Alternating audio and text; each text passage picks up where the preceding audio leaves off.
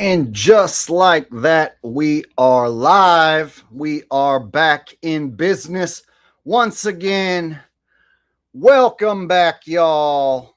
It's Saturday night. Who's ready to have some fun?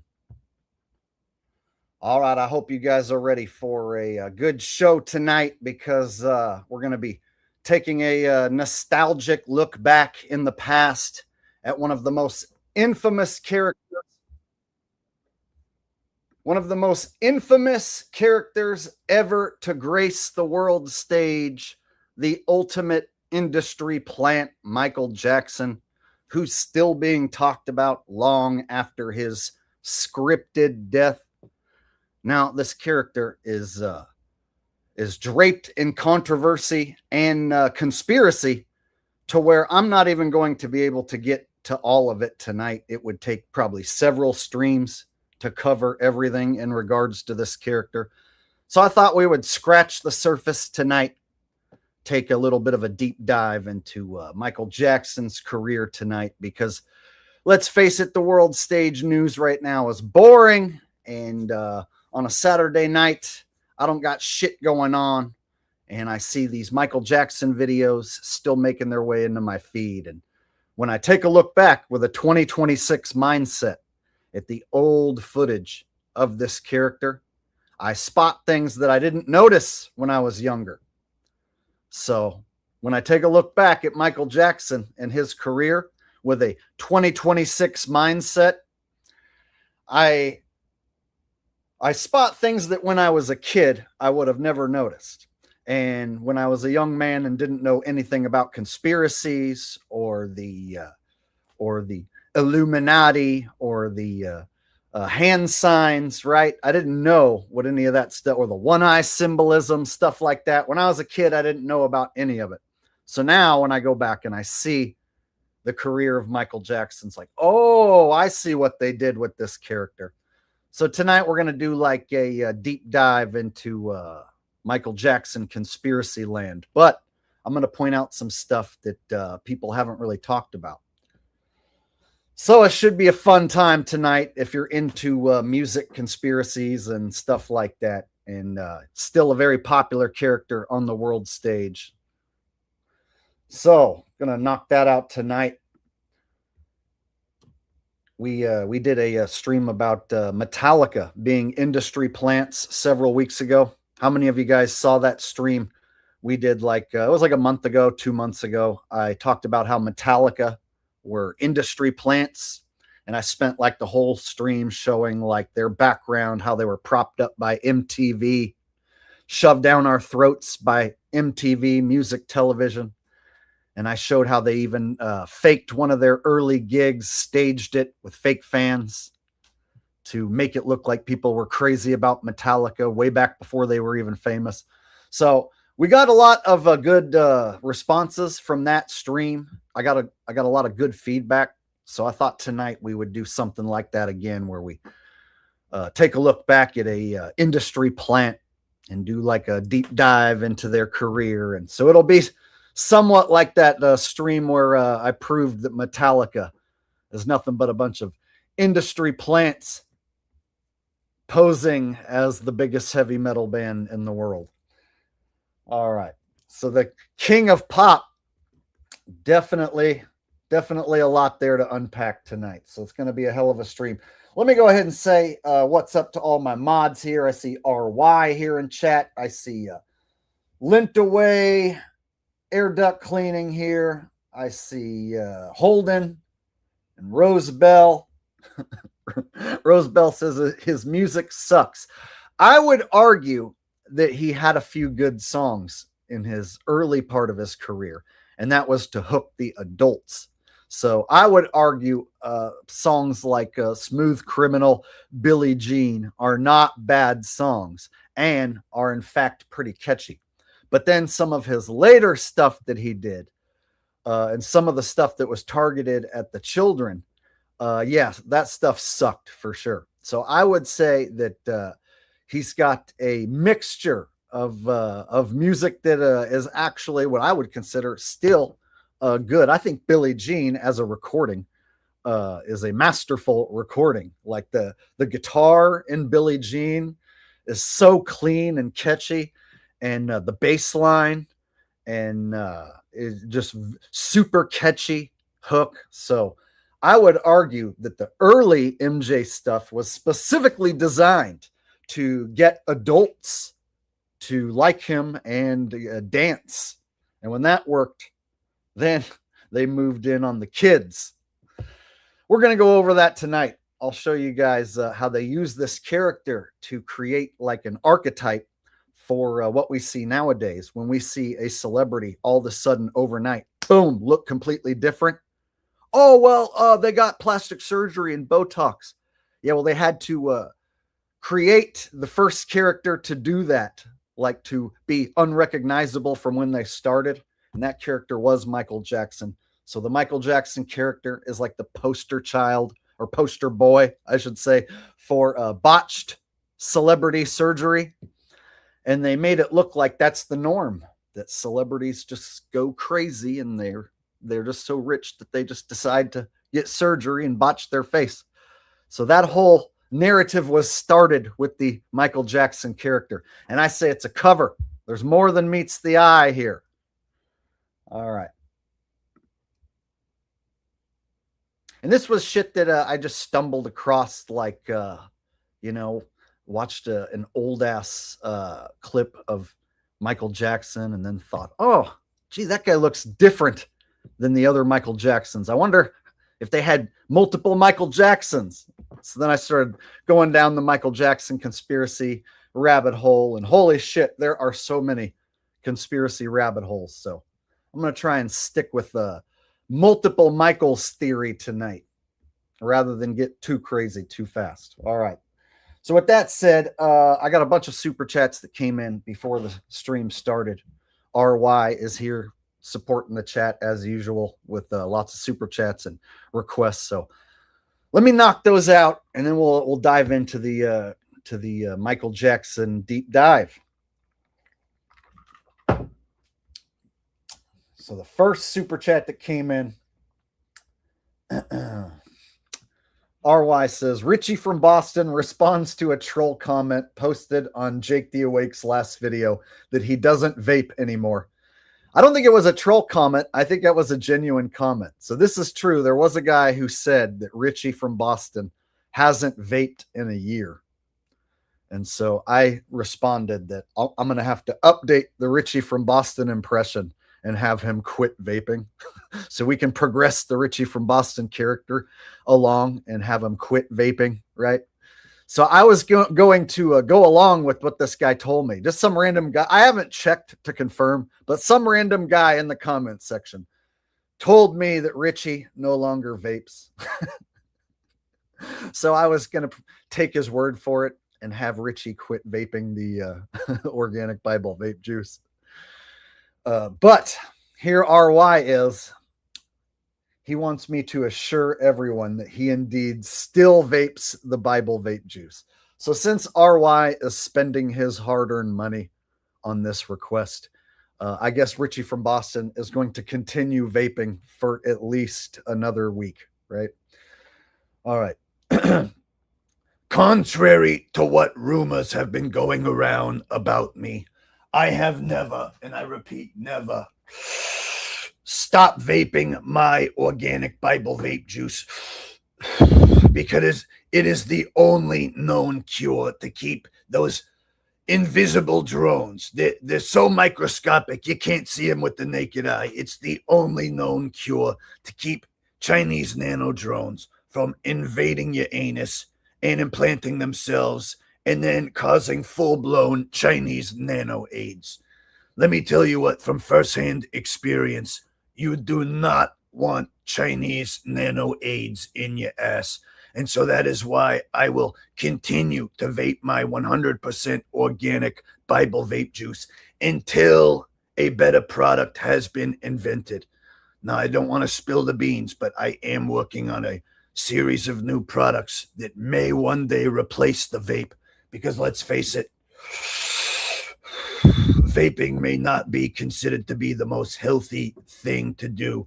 So I am working on a line of new products that will possibly replace my vape cartridges. But for right now, these organic Bible vape cartridges are the best thing you can do to keep your body Chinese nano drone free. You're going to want to order with my promo code down below. At any rate, I digress. Like, share, subscribe, or don't. It's Richie from Boston. I'm out. There you go, buddy. Kicking us off with some RFB. Looks like we're going back to RFB again with the second super chat of the night. Richie busts out a short organic Bible vape juice bass solo and sings lyrics to promote his line of products. Oh, you're challenging me tonight, sir. All right, I don't have the bass all hooked up and ready to go, but I think maybe I can do some acoustic bass slapping and possibly pull something out of my Chinese nano AIDS infested ass. All right, here we go. Let me see what I can do here.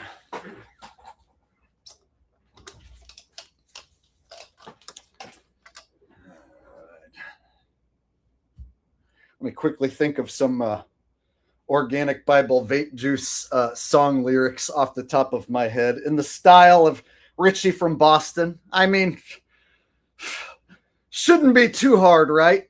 Yeah.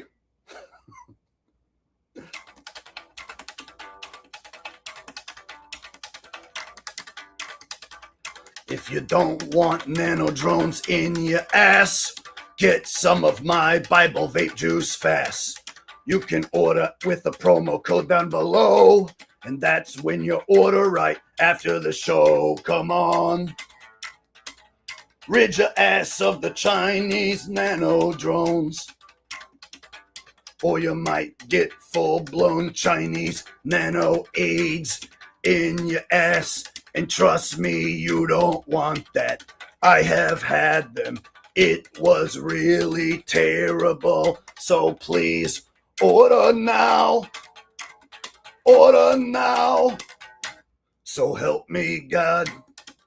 If it's the last thing I do, I'm gonna rid your ass of these Chinese nano drones. It's true. Oh yeah, that's what I'll do. But you gotta order now if you want 33% off now. All right. It's totally not scripted. All right.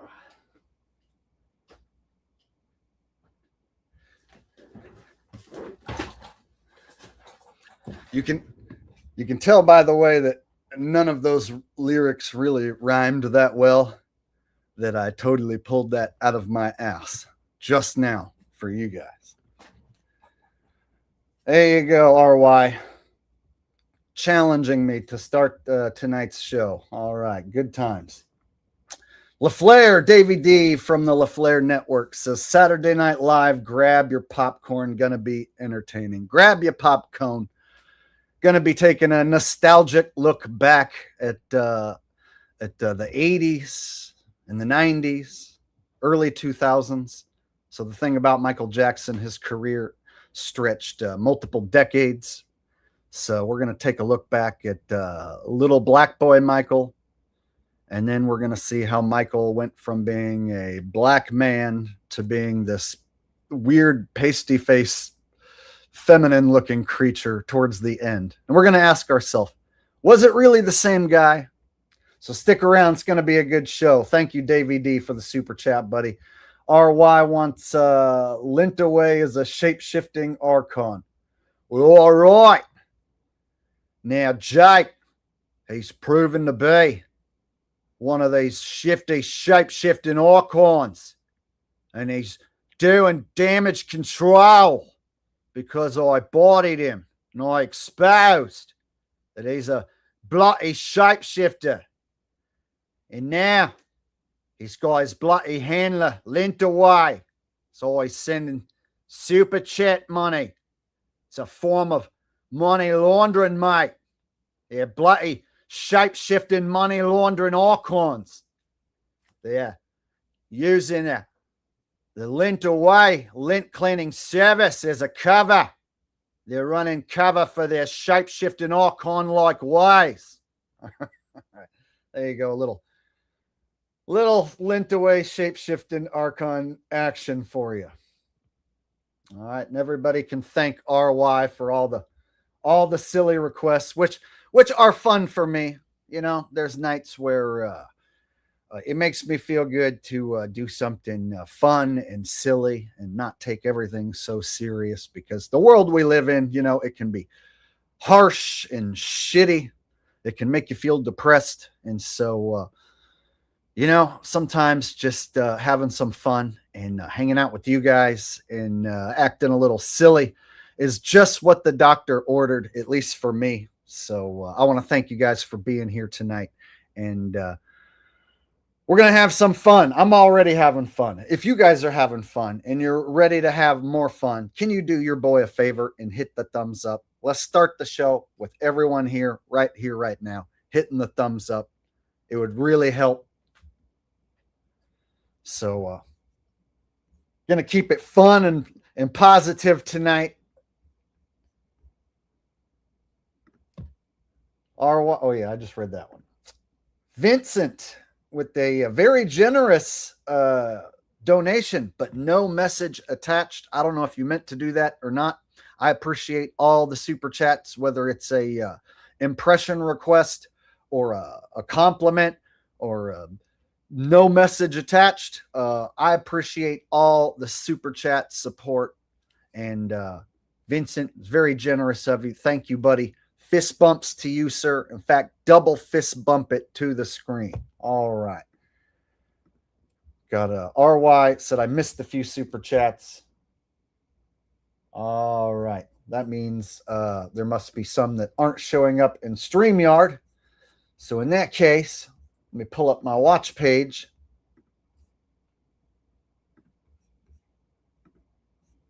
Go to fan funding.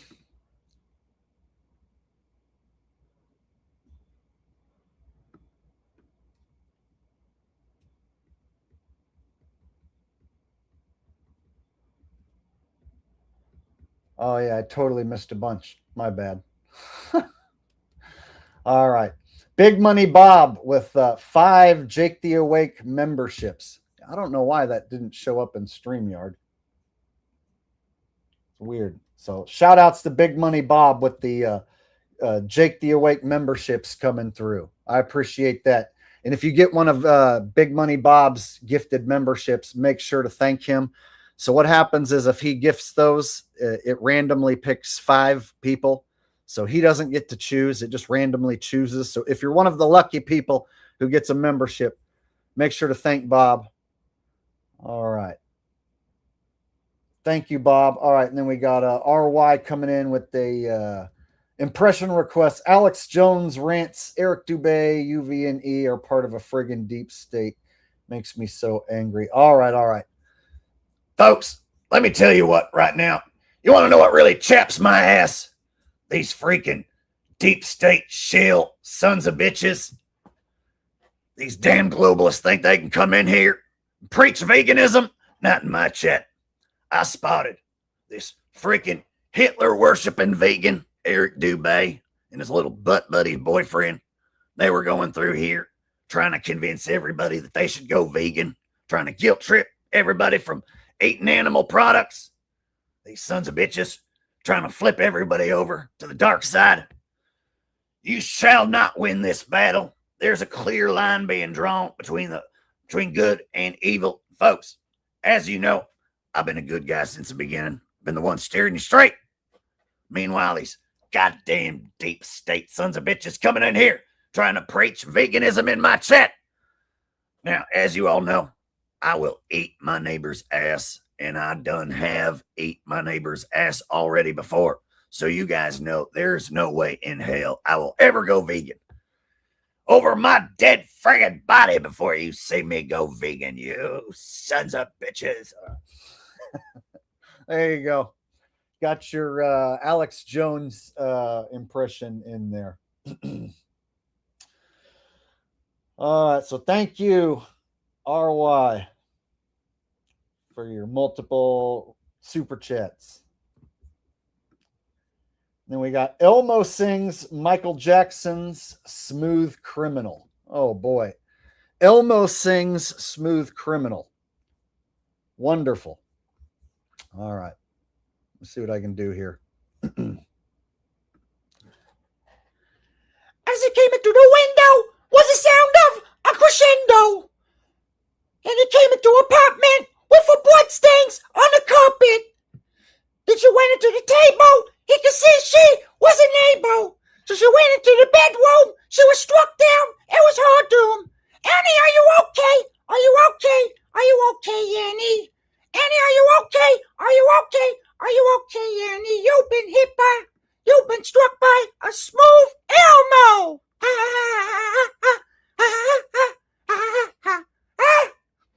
There you go. I think I pulled that off. And that's coming from RY. He wanted Elmo.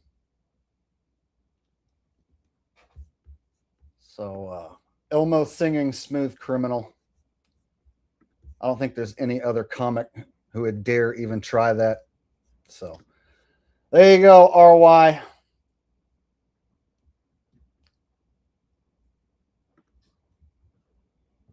Oop.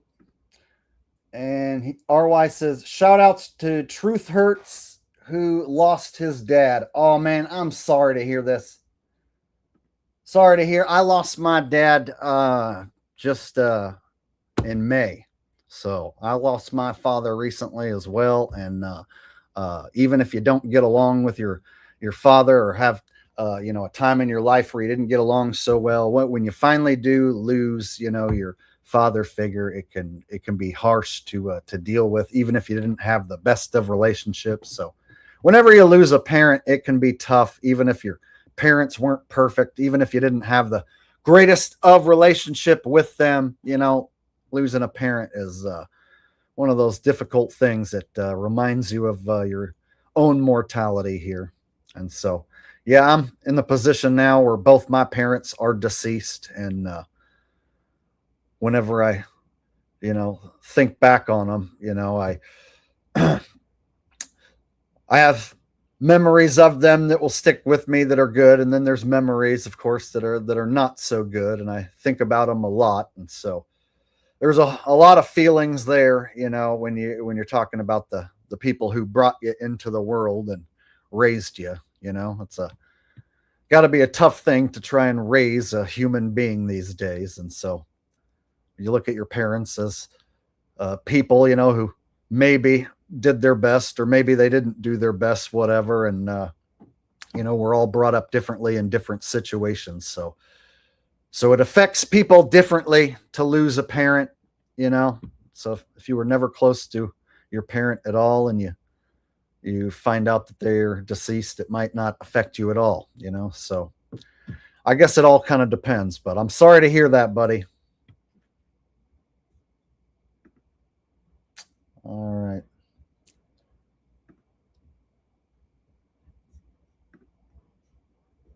Got this one from Davey D. And Lintaway, got that one.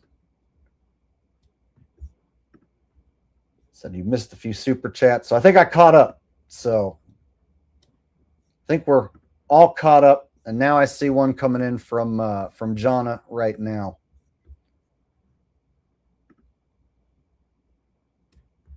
Right here. All right. So I can get rid of this watch page, which is infinitely looping. Thank you, Jonna. I appreciate that. Mwah! Nice to see you here tonight. Jonna is a longtime subscriber and supporter of the show. Good to see you here. Glad you could make it on a lovely summer Saturday evening. And Jonna is a moderator who I've met in person, and she was a sweetheart. And good to see. I got some good people here tonight and ready to enjoy the show. Good times. All right. So if I missed any more super chats, let me know and I'll go back and catch up. But I think now I should be officially all caught up on super chats. And we can dive into this Michael Jackson business, which is going to be a bit tricky because all his music is totally copyrighted. So I can't go playing long snippets of his songs. So I plan on showing some videos, but I might have to like mute the footage, like if he's like dancing or singing one of his songs, especially like one of the hit songs. I might have to mute the footage, but just show like him dancing or something to make my point. So I'm going to try and dance around the copyrights here so that Michael Jackson doesn't own the rights to my stream when it's all finished. All right. So with that said, you guys ready? Ready to dive in?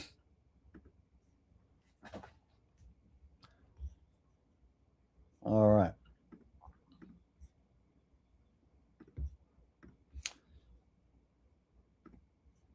It is my understanding. So I saw this video come across my feed, and it just came out, and it said, Michael Jackson deposition, King of Pop addresses allegations under oath. And it just came out like 6 days ago. And so for whatever reason, this came across my feed, and I clicked on it. And automatically when I started watching,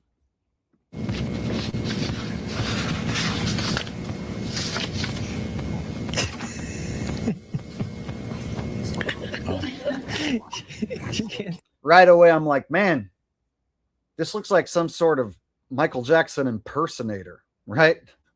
Like, no way that's the same little boy that they started with. So just within like 10 seconds, I was like, this can't be the same character that they started with, right? So automatically I go right to like, oh shit, Michael Jackson got replaced. So how many times did Michael Jackson get replaced? And back then when I was a kid, I never thought about celebrities being replaced. I never thought about hyper-realistic masks. So like right when I clicked on this and started watching, I was like, oh yeah, Michael. They probably had who knows how many different versions of Michael. And then they have a Michael Jackson mask that they can have, you know, a performer wear so that the original Michael Jackson doesn't have to always be there and play the role. So I started to look at this character with a 2026 mindset, because when I was a kid in watching, I didn't have any knowledge of hyper realistic masks. So I always just thought when I was a kid that he got plastic surgery like everyone else. But now I see the character differently. You can't stop her from making There's nothing you Some can do. chamomile tea over there that might settle it down. First problem is it might put you to sleep. You're welcome. Mr. Jackson, in the latter portion of 1993, there were some allegations leveled at you concerning improper conduct with some young boys. I assume you're familiar with the fact that those allegations were raised. Is that right? Yes. In fact, there was ultimately at least 2 grand jury inquiries into that I am currently aware of, although counsel tells me there may have been a third. Were you aware that grand jury investigations were conducted into those allegations? Yes. So yeah, bro, if we're talking about Michael Jackson being played by multiple different actors to portray this character, well, they're all mimicking a voice. So there's a Michael Jackson voice that they would all be mimicking, right? So just like in the South Park video or South Park episode where they have Michael Jackson on screen and they have some voiceover actor doing a Michael Jackson impersonation. They're doing the Michael Jackson voice. Oh, that's ignorant. Me and Blanket want to play. Yeah, oh, you're ignorant. No, I only had just a few procedures done on my nose. No, that's ignorant. Don't you climb trees? So it's like a Michael Jackson voice. And so the look, the voice, the fedora, the wig style, all of it was created specifically so that they could have multiple people play the role rather than just one guy have to do it every single time. Now, when I look at it, it makes total sense that they used multiple people to pull off the Michael Jackson character. Well, it couldn't just be one guy. And no way did you start with the little boy and then end up with this ghoulish character. And then look at this chin right here, and then this dimple.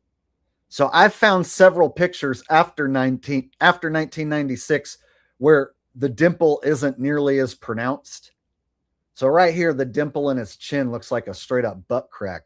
So I found pictures in the 2000s where it's hardly noticeable, and then other pictures where it's super noticeable. So there's certain, and then the eye shape somewhat changes as well in a lot of the different pictures. So when I start looking at the different versions of Michael over the years, it becomes obvious that they had multiple different Michaels that they were using. And so this is the video that came across my feed that got me to like go back and take a look at some old concert footage and take a look at like 1983 Michael versus 1990s Michael versus 2000s Michael. And it's crazy the transformation that this character made. And so this was like the first character on the world stage that became unrecognizable from how they started, from beginning to end, and set the standard for what we know today as celebrities going crazy and getting plastic surgery. This is the character that they first used to establish the notion that celebrities get so rich that they just go crazy and start doing this to their face. So they had to start with a character who does it first. So Mike was the first character to start getting all these surgeries and purposely start looking ghoulish and freaky in order to purposely get people's attention and keep your attention and get you to talk about them. When, strike that, did you know at the time that the grand jury was investigating these matters that they were in fact investigating? In other words, you didn't find out after it had completed. You knew in advance that people were being subpoenaed to testify. In advance? Yeah, poorly phrased. Let me rephrase it. It is my understanding that some of Neverland Valley Ranch employees were subpoenaed to testify. Yeah, so RY says, look at his mouth. Yeah, how big it is. Look at that. Like a friggin' Joker smile, right? Definitely some Joker vibes going on right there. And we're to believe that this was that same black kid. So tonight, we're going to be taking a look at the progression of this character, which is pretty crazy. Let me get rid of your comment real quick. Thank you, RY, for the super chat. So, like I said, when you start with this little black boy back in the 70s, and then by the 80s, you still got a light chocolatey colored man, we'll call it. But then, somewhere in the late 80s, there's a switch, like mid 80s, late 80s, there's a switch, and Mike shows up looking more like a white feminine, almost like a lady. And then from that point on, he just got more white and more pasty. So they say that he got a disease that turned his skin white, which I don't believe for a second. So when you look at the evolution of this character over the years, you have to wonder, how many Mikes were there? 2, 3? I would argue maybe closer to a dozen or more. Over 20? Probably, maybe.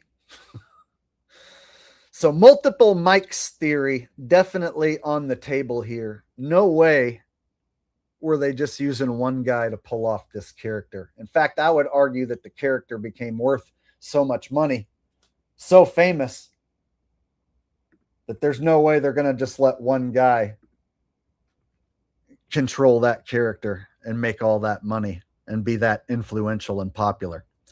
And if it was a genuine artist, there's no way he would have went on to do all that crazy shit with his career on his own.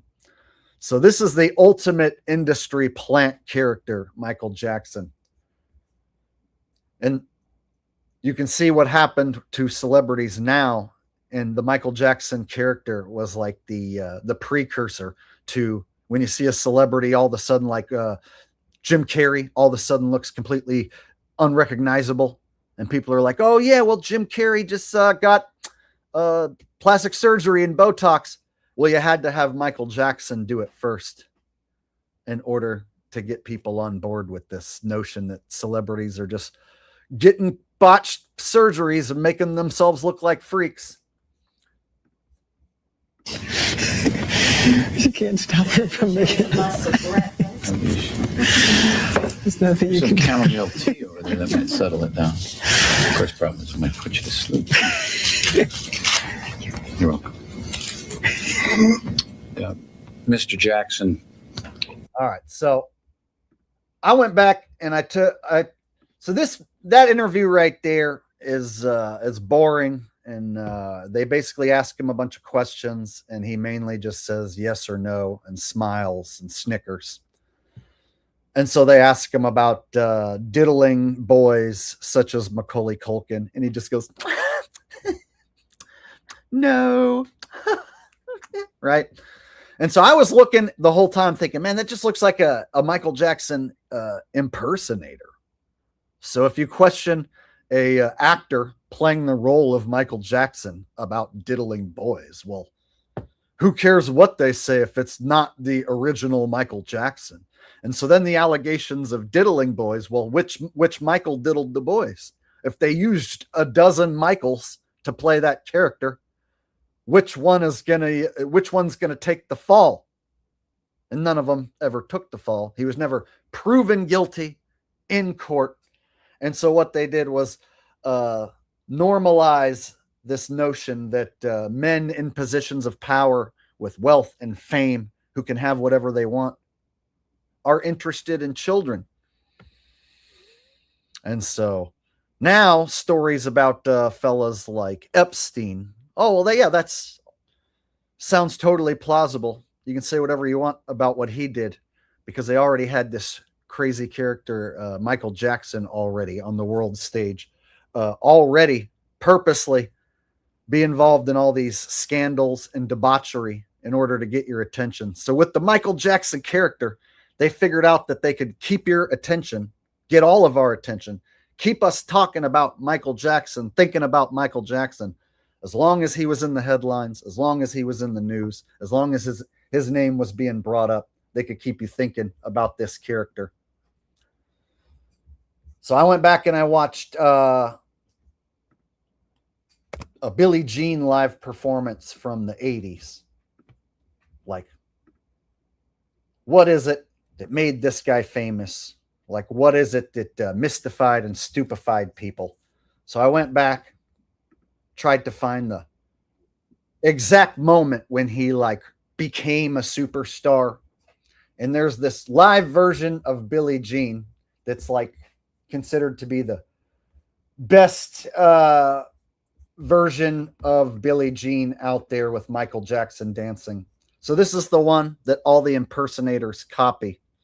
So we take a look at Billie Jean Live 1983. I can't play the audio because it's going to be copyrighted. But he does a dance sequence here. Right?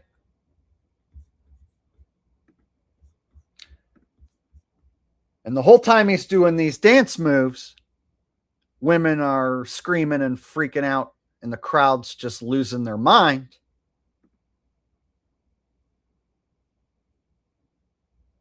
So Mike still has darker skin. in 1983. So he's not looking all pasty faced. And I would argue that the dance moves in this video are probably the smoothest of any Michael Jackson performance I've ever seen. So I would argue this performance here that I'm showing you is like the most perfect Michael Jackson dancing performance. And this is the one that people try and replicate the most. And so I would say that this is the dance that turned him into a superstar. And this was in 1983 when rock and roll was still hugely popular. And so here's a guy who comes out not playing a guitar, not playing an instrument at all. He doesn't have the band up there visible joining him. All the attention is just on him alone, singing and dancing.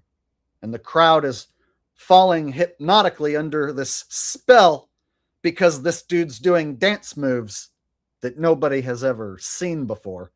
And the dance moves are so smooth and so slick that people are losing their minds.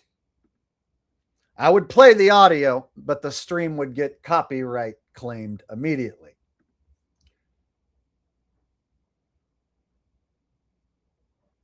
So he starts doing these moves. People are clapping, dancing, cheering. And as you can see, you can't see band members playing Billie Jean.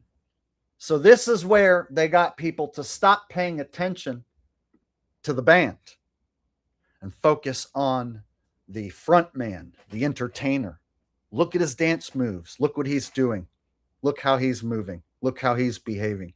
So people didn't care about the bass player laying down that really funky bass line. Boom, boom, boom, boom, bam, boom, boom, boom, bam, boom, boom, boom, bam, boom, boom, boom, right?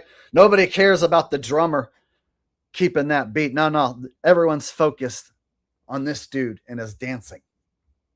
So this is the first character who come along and made the band obsolete, made the music obsolete. And he had this series of moves that he put a spell on everybody.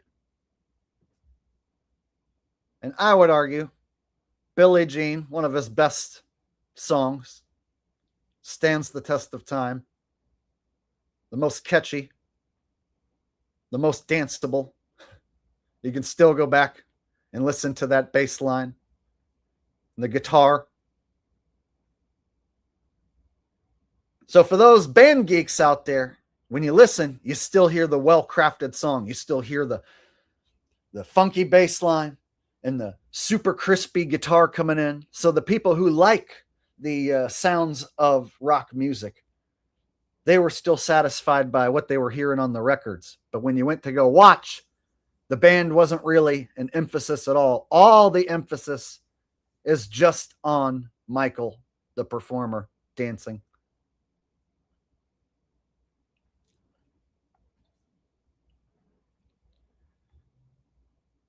And he's putting all of it on the line. He's putting all of his chips into this character. He's fully committed to this character, fully committed to this dance.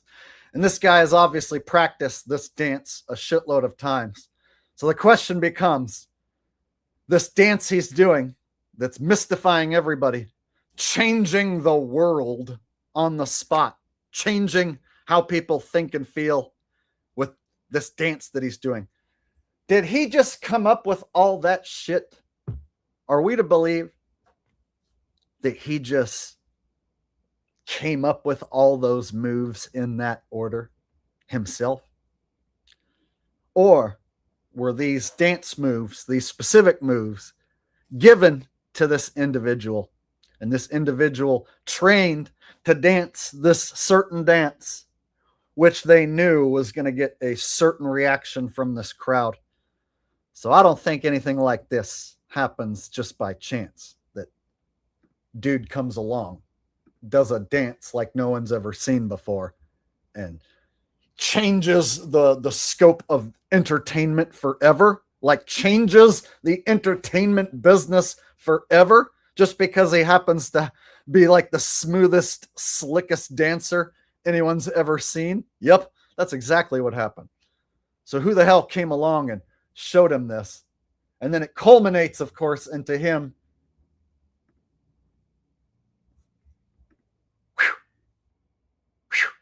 What? What? Oh my God. Yeah, when the first time he uncorked that right there. Moonwalk. What? Everyone's like, what? How? That was like the most mind-blowing dance anyone had ever fucking seen. Right? So then you have people automatically wanting to copy that and learn how he did that. So are we to believe that Mike just came up with that shit on his own? That routine? He just figured out how to do all that on his own, and he put all those moves together. And it just so happens he's got this super well produced song, Billie Jean, with the most perfectly clean, catchy guitar lick to come in there for the people who like guitar. Anybody who likes guitar knows that Billie Jean has this super catchy lick. Just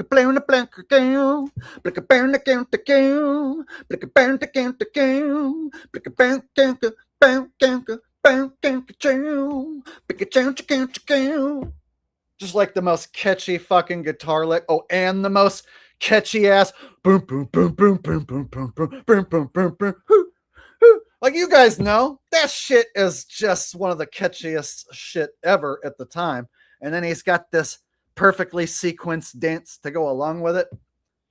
So, rock and rollers who were, like playing their instruments on stage, they couldn't compete with what he just did there. So they proved that they could take one guy and a certain set of dance moves and have them completely overshadow a whole band of trained musicians. So they start with something that hooks the adults, because what he did there, that's going to hook teenagers, adults, and kids, right? So they start with something that's going to hook everybody and get people up and dancing.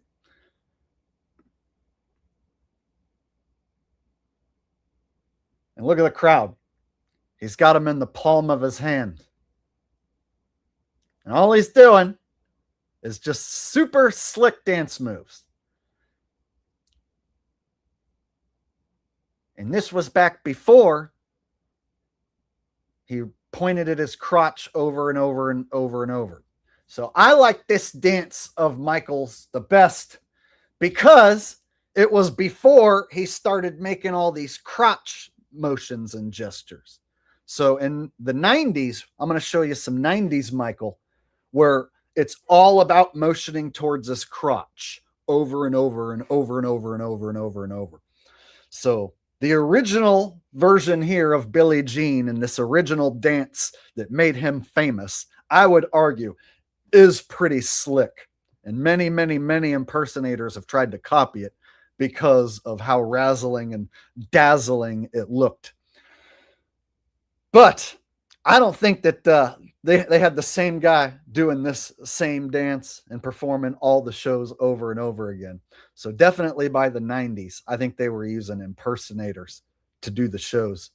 And so all these people who loved Mike and wanted to impersonate him, you got to figure there's some impersonators who got really, really, really good at doing that dance. And so part of the reason they had to turn Mike into a white guy, a white performer, is so that they could have multiple different performers play the role, so that they didn't have to rely on this guy. Whoever just did that dance right there, they can't put all their eggs into just this one guy's basket. So they got to have multiple mics. So in order to create multiple mics, they had to have an incident to change his look forever. And there just so happened to be this incident.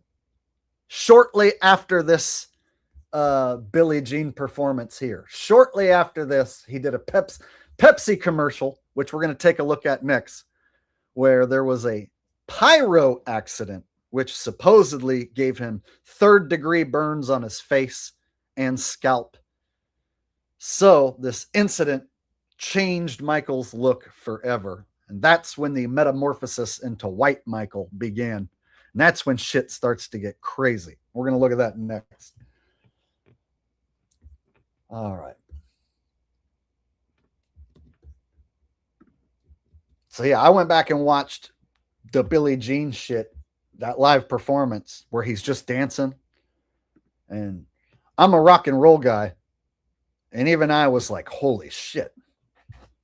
In 1983, when nobody's ever danced like that before, to like do all them moves in a row as slick as that guy did and get all them people to flip their shit, it's pretty impressive.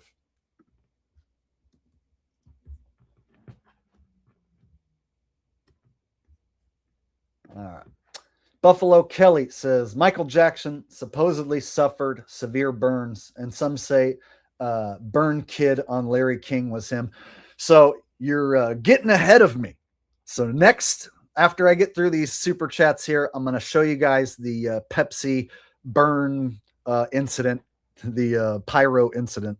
So there's plenty of videos that have been reposted here on YouTube that show that. So I'm going to show that. And I have a theory that he wasn't actually burned and that is a cover story and that it was staged. So I'm going to float a theory tonight that Michael never did get burned. And I never would have thought of this, except I went back and I rewatched everything with a 2026 mindset. And I changed my mind on what I think is going on with this character. So I used to think Michael Jackson got burned in a pyro accident.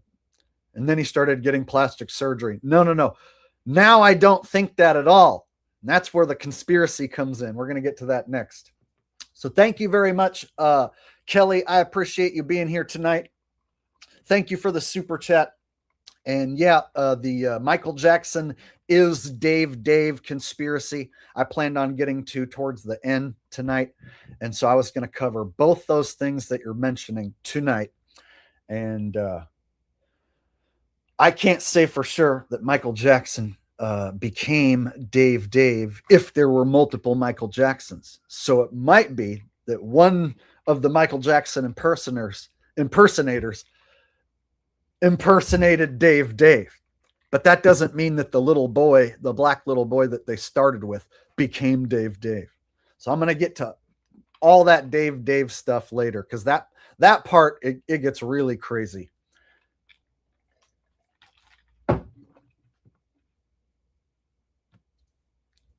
All right.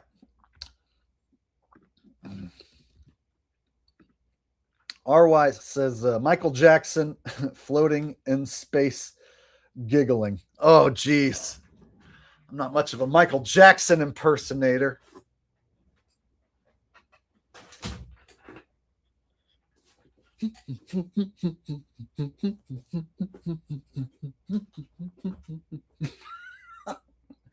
Man, I suck at being a Michael Jackson impersonator in space.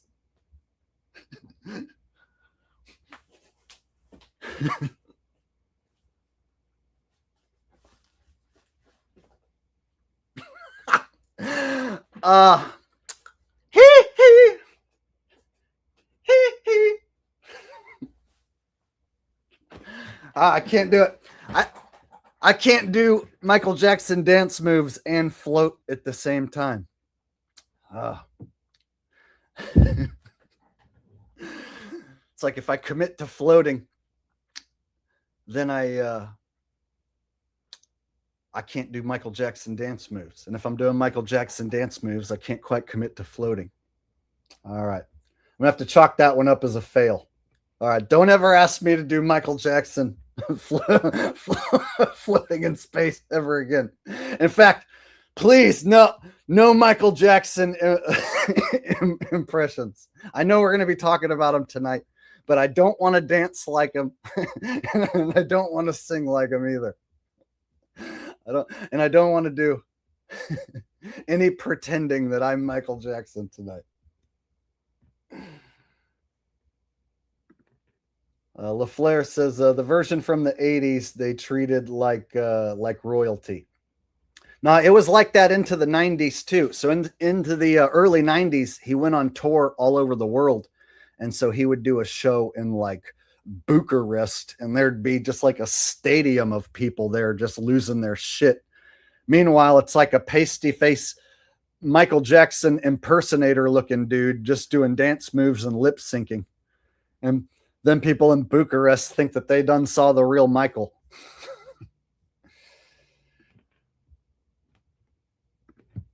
ROI says there are new K-pop artists that women are losing their minds for. They don't play instruments. They just dance. And that's all that matters to fans. So yeah, the playing of the music has taken a back seat to the singer and the front man or front woman, right? The entertainer.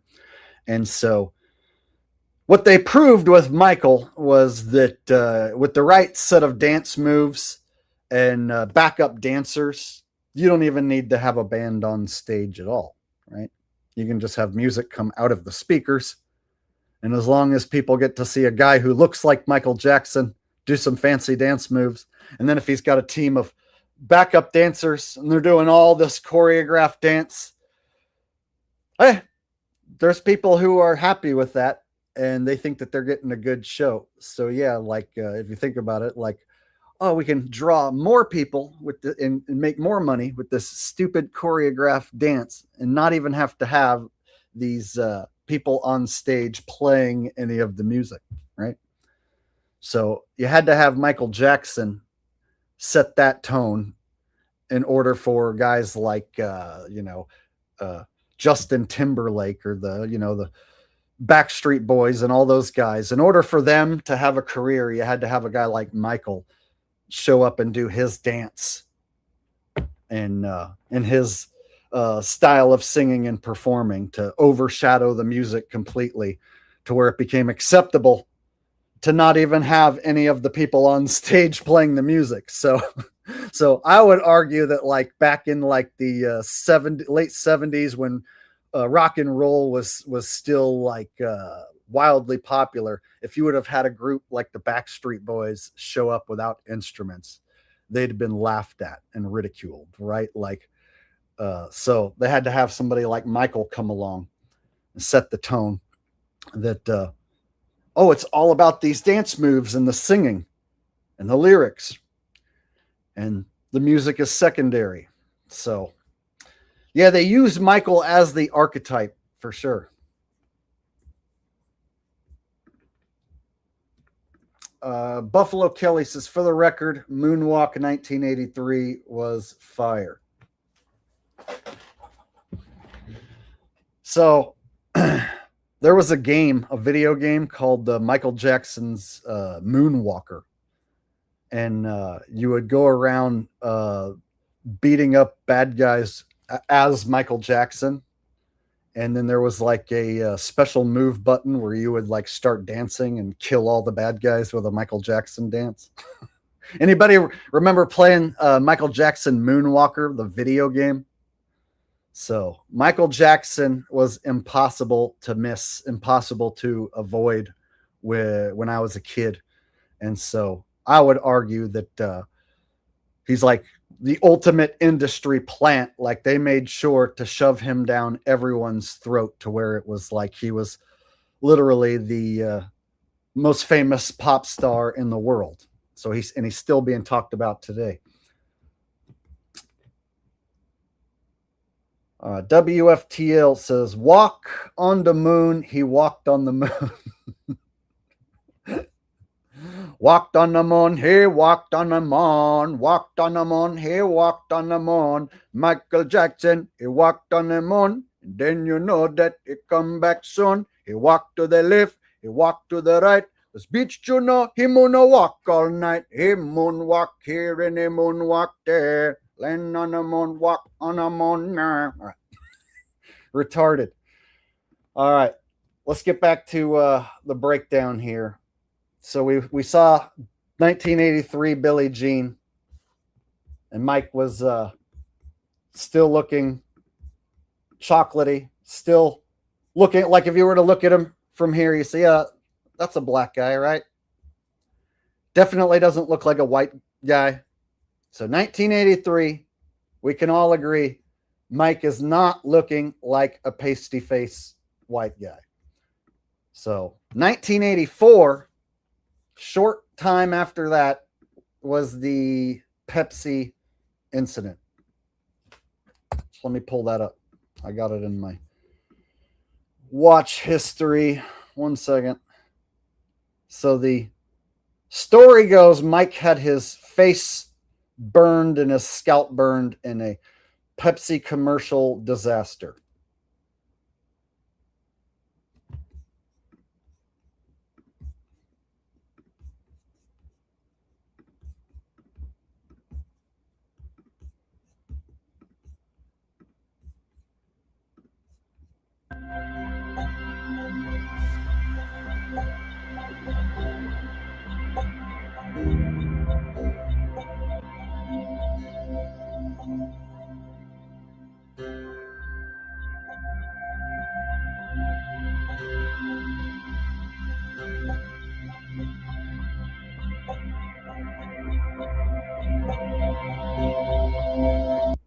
The sixth take went horribly wrong.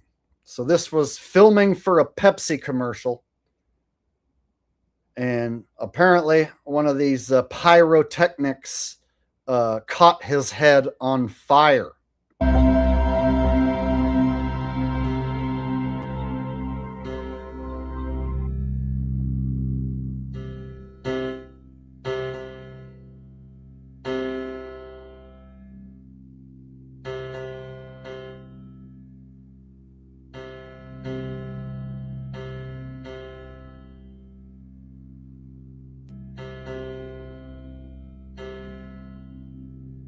Jackson suffered second and third degree burns on his face and scalp. So I gotta say, when I go back and I watch now it looks fake as fuck, looks staged as shit. Now I don't think that Michael Jackson got burned. Now I think this is a cover story. So check it out.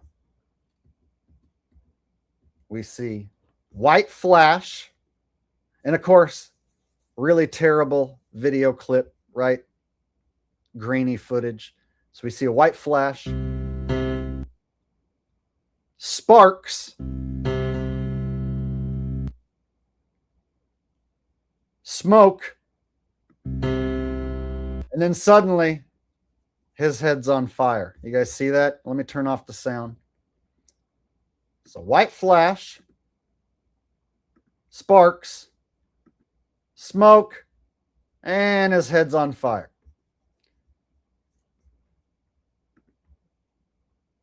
And then he keeps dancing. He's not touching his head. At least not yet.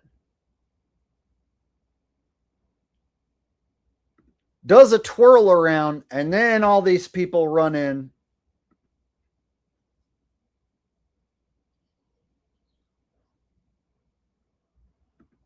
Just the way all of this looks now, when I look back with my 2026 mindset, looks staged as shit.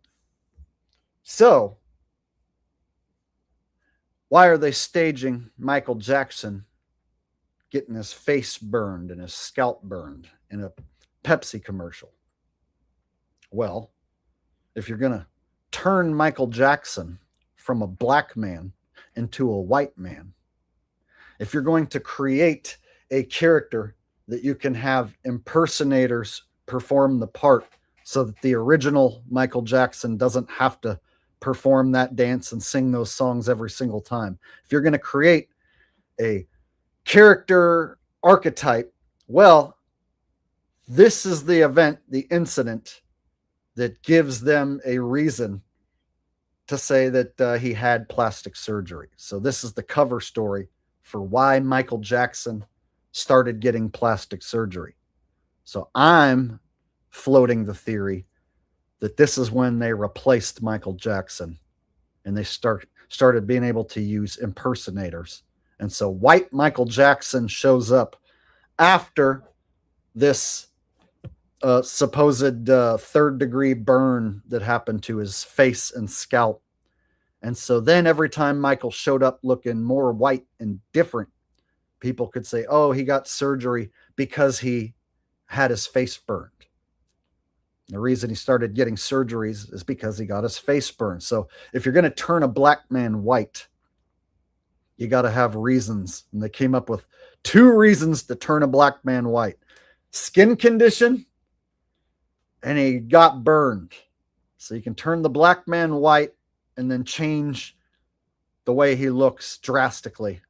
And now you have your cover story, because he started getting plastic surgery because he got his face burned. So I'm saying this is when they replaced Michael Jackson and they started going through the process of creating this character that they could easily duplicate, replicate with imposters. So they needed a cover story for why Michael started looking different all of a sudden. And what better cover story than getting your face burned off in a Pepsi commercial? And then furthermore, the Pepsi logo is red and blue. So you got the red and blue Masonic colors, right? So Pepsi, he's doing a Pepsi commercial, and he just so happens to burn his face. And this is when the transformation began. So this was in 1984. And it just so happens, let me pull this back up again. There's a gap between like 86 and 93 where he starts looking even more pasty face and more white. So around 84, 85-ish is when Michael started making this transformation from black man to white man. So we can kind of pinpoint when it happened. So on this photo here, it goes up to 1986, and then there's a gap between 86 and 93. So how many different versions of Michael had they used up to that point? All right.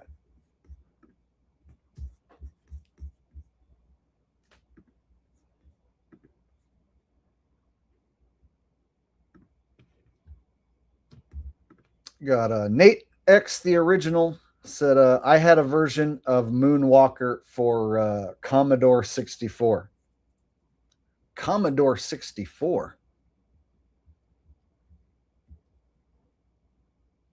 I don't even remember what that would even look like. A Commodore 64? Is that like some obscure video game system that hardly anyone bought?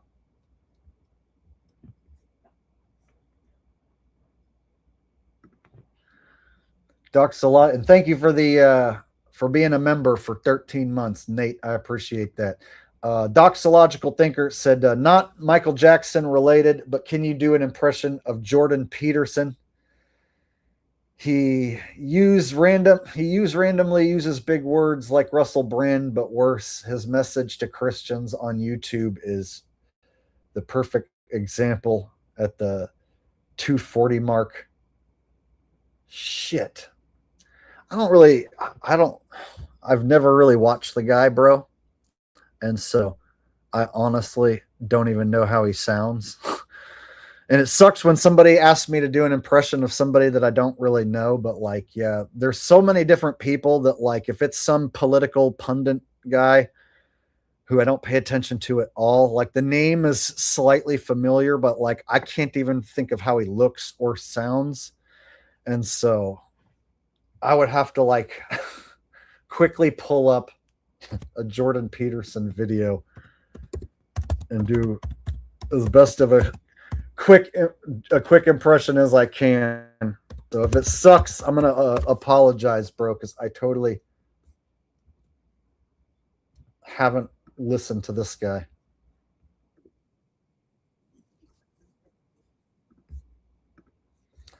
All right, so I'm pulling up the first Jordan Peterson video that I find. Of releases from my extensive tour archives. We've been gratified to see that this return to the form that I initially relied on when I started using YouTube is still capable of reaching people. More capable, perhaps, than it was in the beginning. Sounds robotic, like an AI version of Jordan Peterson. What a nervous man on a first date in a crowded restaurant have to do with the darkest impulses a human being can harbor. In this lecture, Jordan Peterson takes a scene so ordinary you have lived it a dozen times and slows it down until something unsettling appears underneath. Every glance across that table, he argues, is already serving a hidden aim. All right. Yeah, bro. I never listened to this guy. So my impression sucks, I'm sure. We're attaining combined views and listens across YouTube and the audio channels of about 500,000 people a week. So that's very satisfying and gratifying. And thank you to all of you who are listening consistently. All right. So his voice is just pretty basic and regular. So all I would be doing is just sounding like this and trying to mimic what he's saying. So yeah, man, if you want me to do a different impression, I will. Because like I said, I never watched that guy. And I had to like look this up just to see how he sounds. So, and I'm getting off topic. It's not Michael Jackson related, so I don't want to lose too many people either. RY says he wants Gottis. The reason why Michael Jackson turned white is lack of nutrients. One of the reasons why Michael Jackson turned into a white man and started looking so incredibly feminine was simply because he was not getting enough raw animal fat and raw animal protein in his diet.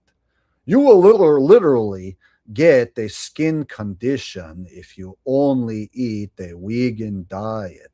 And this was proven because Michael Jackson was not getting enough nutrients. And he would have lived to be much older. He would still be alive and much healthier looking today if he would have simply just ate raw meat. There you go. That's what Gottis would say about that. All right.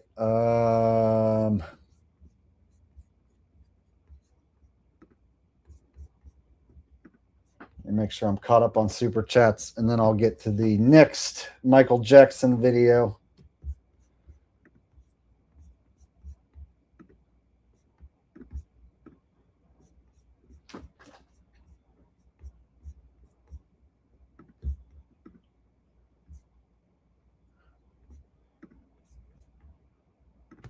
All right.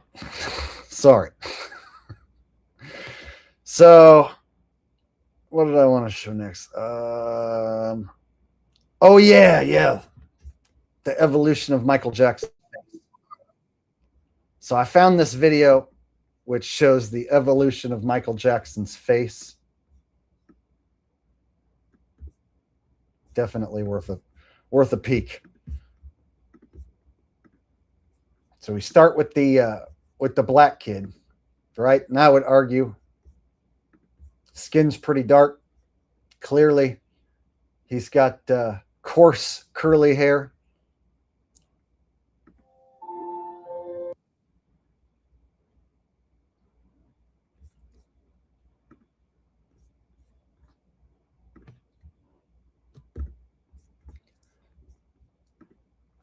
All right, so we're at 1972, age 14.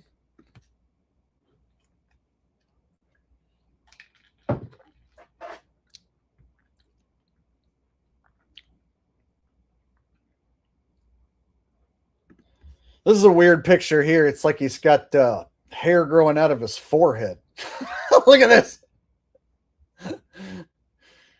Dude, he's got fucking hair just straight growing out of his forehead in this picture. It's weird looking.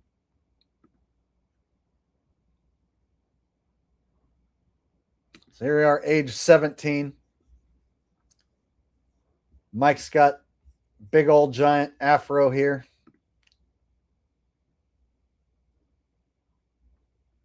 So I would argue that this version of Mike just doesn't look anything like the version of Mike that we're going to see in just like 10 years later. He's going to be looking completely different. So we start to see major changes from this point forward.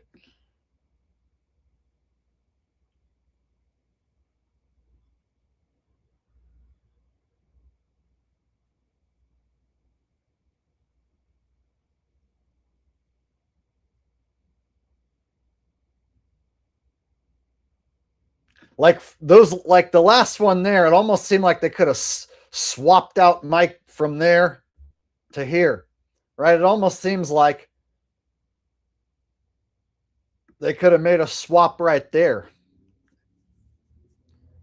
And it seems like as long as you got somebody with big ass saucer eyes, like you just use some big saucer contacts,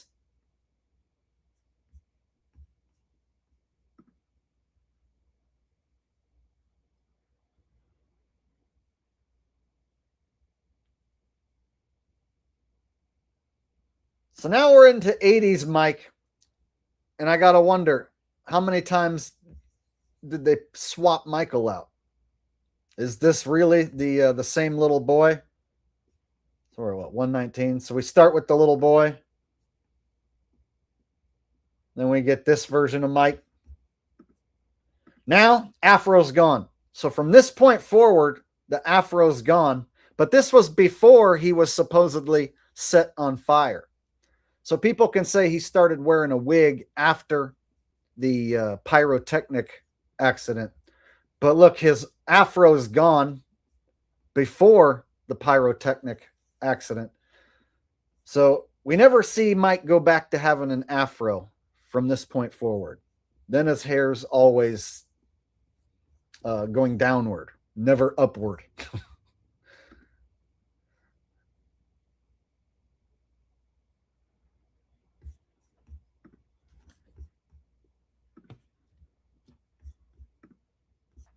Wow, that's a major change. So huge change there. From 85 to 86. See? 85.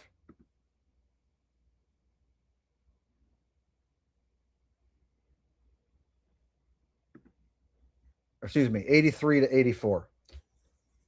So the title was blocking the date. So 1983, he still has somewhat chocolatey skin, darker skin. And then now it's like starting to look like a white lady more and more. Skin's getting wider and wider and wider from this point forward.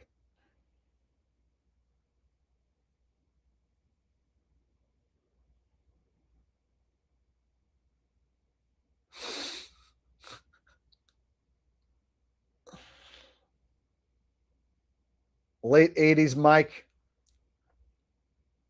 This is when people really started to talk about his face and his looks, more so than his music. So by the late 80s, when he started looking like this, then people were talking more so about how freaky he looks rather than his music. So once his music stopped being as popular, then the emphasis switched over more to look how crazy he looks, right? He looks like a lady now. Michael Jackson be looking crazy, like a white lady all of a sudden.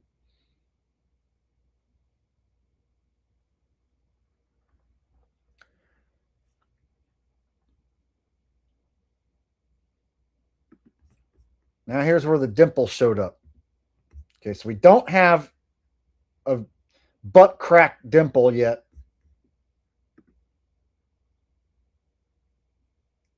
Now we have the butthole show up on his chin suddenly.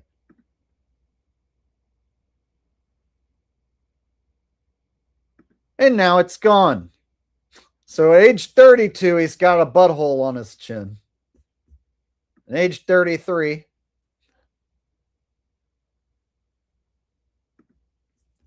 no butthole.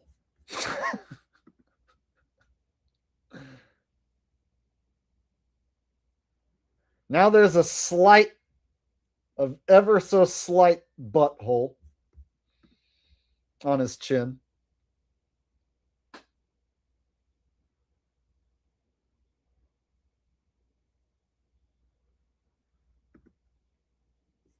And now it's more like a crevice, right? So now it's not really a hole. Now it's like now he's got butt cheeks. Now his chin looks like butt cheeks. See? I'm not even talking about looking at the eyes and stuff. What's going on up here is changing like crazy as well.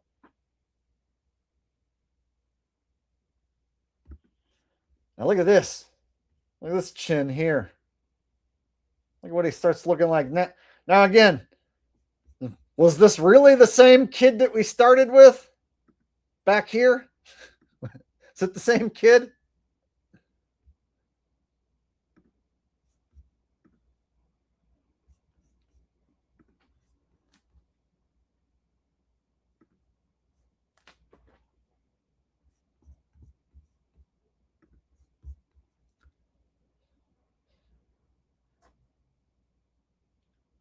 All right, now we're into the 90s.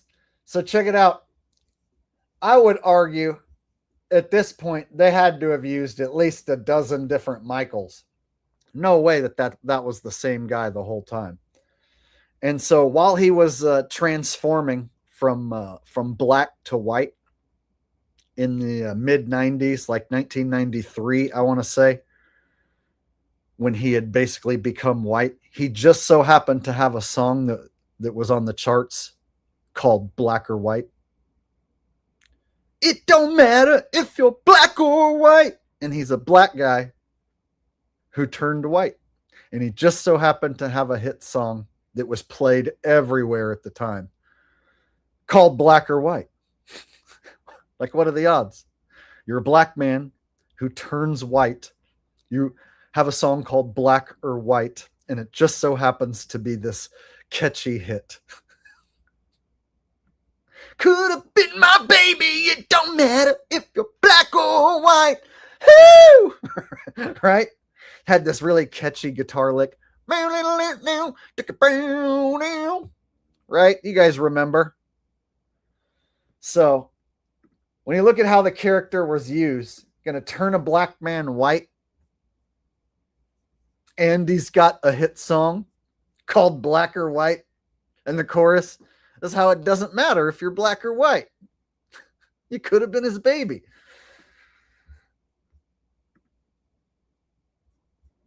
So, at what point do we start thinking, okay, there's no way this was just one guy the whole time just getting surgery.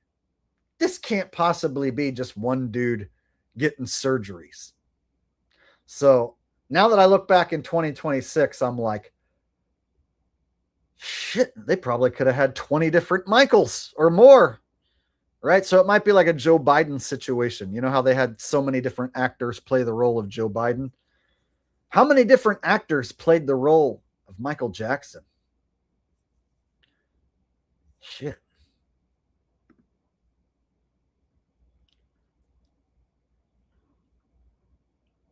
So they convinced people that he was just crazy and had so much money that he just got all these surgeries. And it was just one botched surgery after another. And that he kept trying to get surgeries to fix what was wrong, and it just kept getting worse. Yeah, that's a nice story, but they've repeated it too many times. So we've already seen other celebrities like Jim Carrey show up looking completely different. Oh, he got a surgery and Botox. Simon Cowell shows up looking completely different. Surgery, Botox, right? So there's a number of celebrities that all of a sudden, like, they'll show up looking completely different. So back when I was a kid, I didn't have a knowledge of hyper realistic masks, and I wasn't able to call out celebrities being replaced because I was a sheeple. So back when I was a kid, I believed all the stories about Michael getting all these plastic surgeries. It seemed believable, right? Sounded believable. Now when I look back, now I'm like, oh, okay, they were using multiple actors to play this character.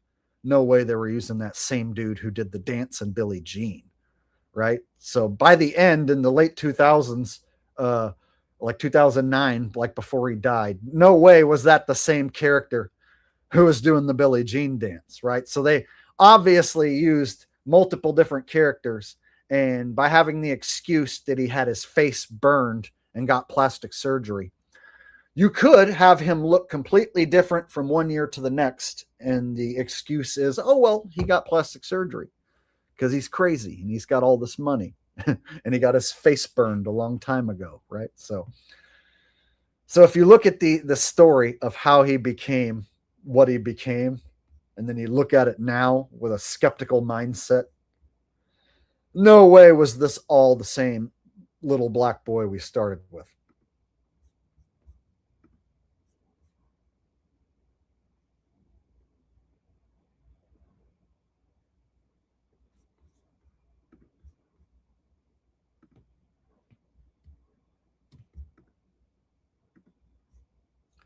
Lintaway Air Duct Cleaning said, Michael really does look like a shapeshifter. Whoa. Okay, look at this one right here, bro. Like, come on, dude. Like, no. Just no. At this point, it's not even human. This one's like a fucking wax dummy. See, I think at this point you can slip in a wax dummy. Like, check it out. Michael Jackson, age 47, from the year 2005.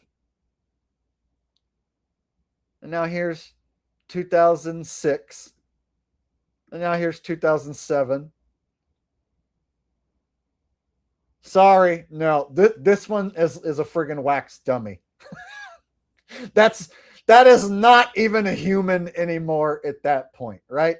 So when you go back and you look at it, like I said, like when I was a kid, yeah, my parents told me that he is just crazy and that he got plastic surgery, right? I didn't have the wherewithal to be like, oh, there's multiple people playing the role of this character, and he didn't get plastic surgery. So yeah, I look at it completely different. Now I'm like, okay, he didn't get burned in a Pepsi commercial. He didn't get all those plastic surgeries. That's just the excuse so that they could have the character showing up looking like a fucking alien, and you'll believe that it's Michael Jackson. They could have any well-trained Michael Jackson impersonator go out there and play the role of Michael Jackson and put on a show for a crowd, let's say in Germany. Like if there's a Michael Jackson performance in Germany, they could just have an impersonator, who knows the dance well enough, who has the costume, go out there and dance and do the lip syncing on behalf of Michael, right? So that the dude from 1983 who did the original dance doesn't have to be the one 20 years later to go do a show in freaking Germany or Bucharest or wherever. You know what I mean? So I would argue that that these later versions of Michael are clearly just Michael impersonators, and that it's easier for business to have a Michael Jackson impersonator show up and do the show, a guy who just knows all the dance moves and can lip sync well enough. You just have him do the show in the name of Michael Jackson. And as long as the background dancers are there and the name on the ticket says Michael Jackson, people go home thinking that they saw the Michael Jackson. But it ain't the same little boy. You see what I'm saying? They didn't see this Michael Jackson right here. Freaky, huh?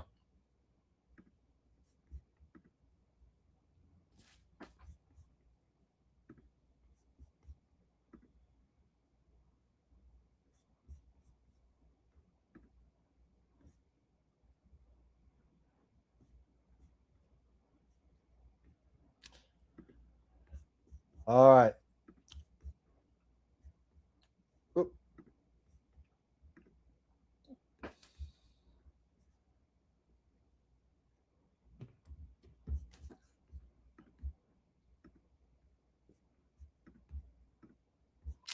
So,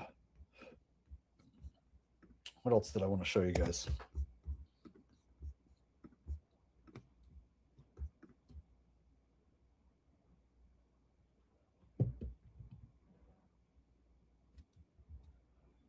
Oh yeah, I found an old interview.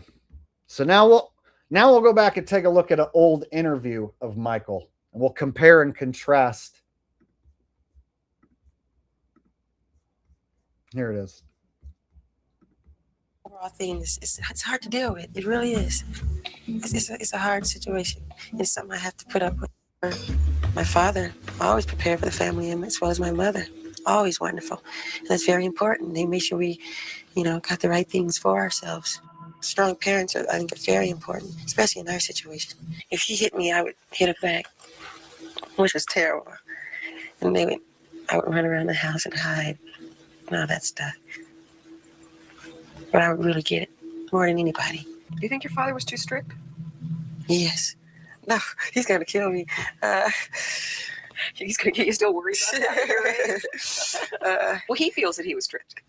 I'm glad he said it. Now I'll say it, yes. Did he? What does it feel like to see that? People yelling, Michael, Michael. I'm two different people, on and off stage. But I formed a personality that's me. I can't get away from that. It's the whole overall thing it's hard to deal with. It really is.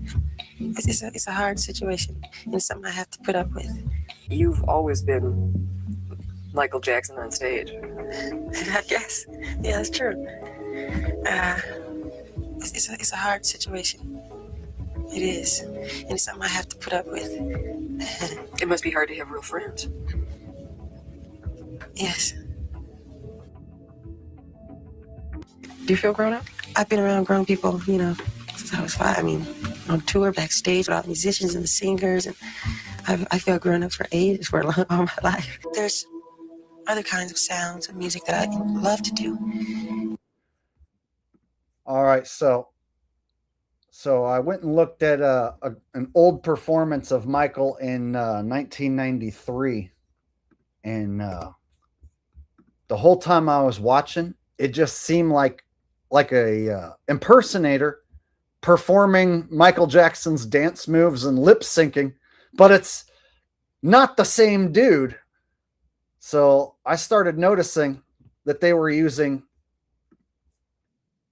impersonator Michaels at the concerts. So especially on the world tour.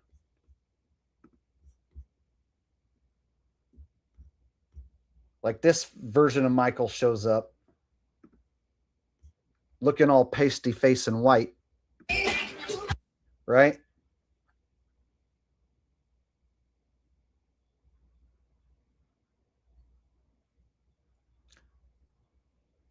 And this is when he started making all these motions towards his crotch and emphasizing his crotch. So by the 90s, almost all of his dance moves start motioning towards the crotch. And he has this thing that he's wearing that makes you look at his crotch, right? And then look at all these people. This is live in Bucharest. Look at all these people there to see Michael Jackson. And so I'm sitting here looking at this, and I'm like, okay, he's got this crotch piece, right? And he keeps pointing at his crotch, and all of his dance moves are all about his crotch. And he's like clearly got like white skin now. This is like a very pasty white version of Michael. Looks like he's wearing a wig. So at this point, I'm like, okay, it's a Michael Jackson costume. And then the dance moves, you can copy someone else's dance moves. So I started like noticing like, okay, this doesn't look like the 1983 Billie Jean version of Michael. So 10 years later, you got a white version of Michael who goes on tour around the world doing the same dance moves, but putting more emphasis on the crotch. And it just seems like all they did was just have a bunch of different Michael Jackson impersonators learn the moves, wear the costume, and then they could have them go up and perform on stage in Bucharest. And the people in Bucharest don't know that that's not the original Michael Jackson, right? Like, look at all these people in Bucharest and how far away they are. And in 1992, you don't have a cell phone to record this. So all you get to do is just show up to a venue. So you see this character dancing. As far as you know, that's Michael Jackson. But is it the same Michael Jackson that they started with, who was a black little boy? I don't think so. See? Lots of crotch motioning. So I would argue 1983 version of Michael still looked more like a black guy, and he didn't motion to his crotch like every 5 seconds. Whereas 1990s Michael, it's just non-stop, look at my crotch. Here's my crotch. Everyone stare at my crotch.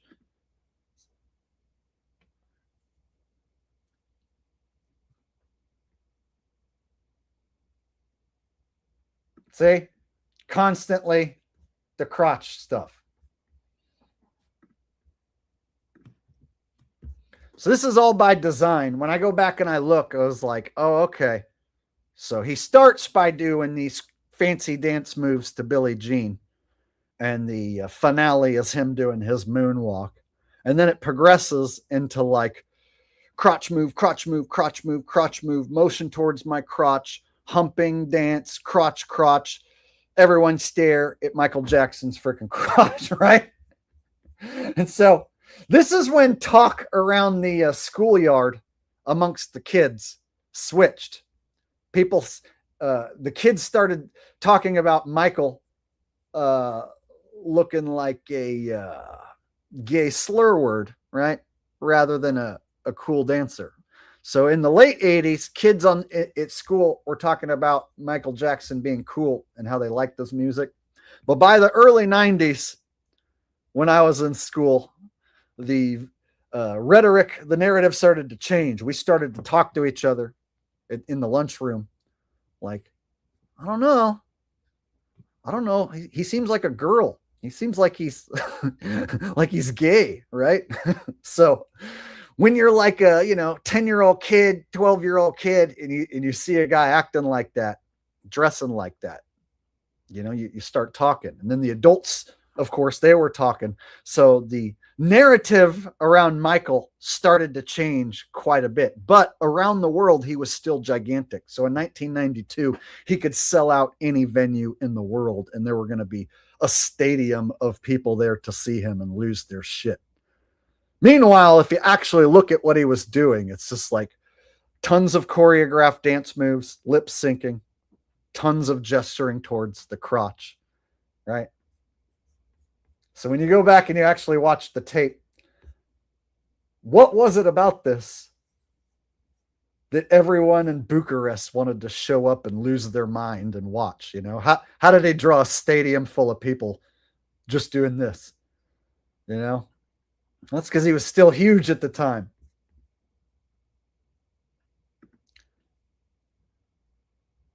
See, so the emphasis always with these things that he's wearing to make you look at his crotch. See, like what guy wears something like that?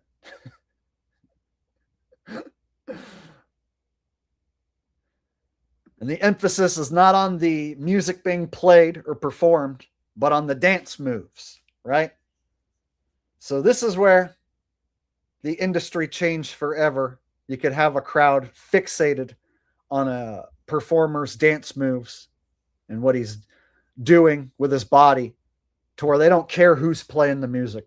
They don't care if the music's just coming out of the speaker or what, as long as they're able to see this performer who they came to see do his dance moves. That's all they care about.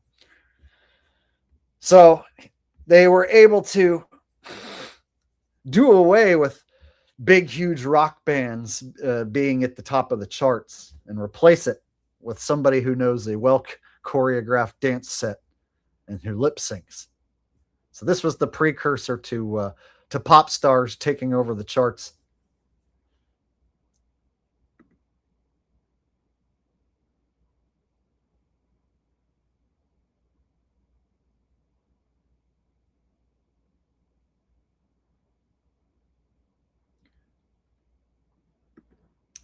Look at all them.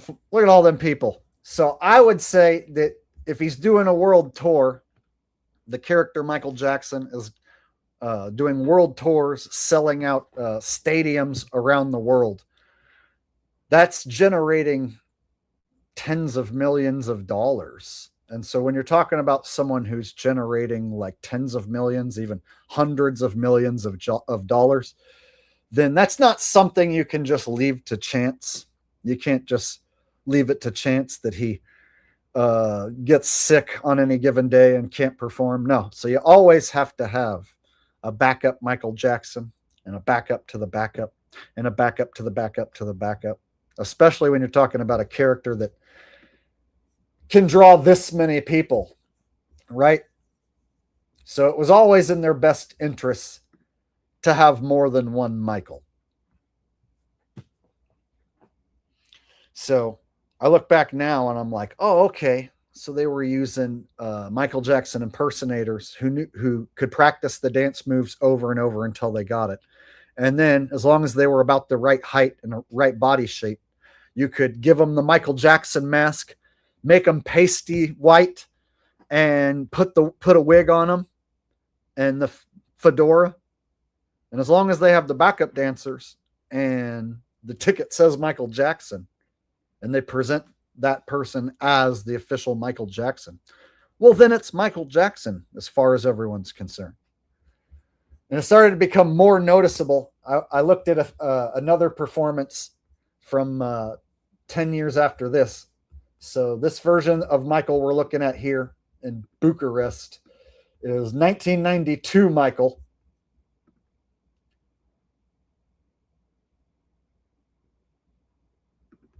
So we got 92 Michael.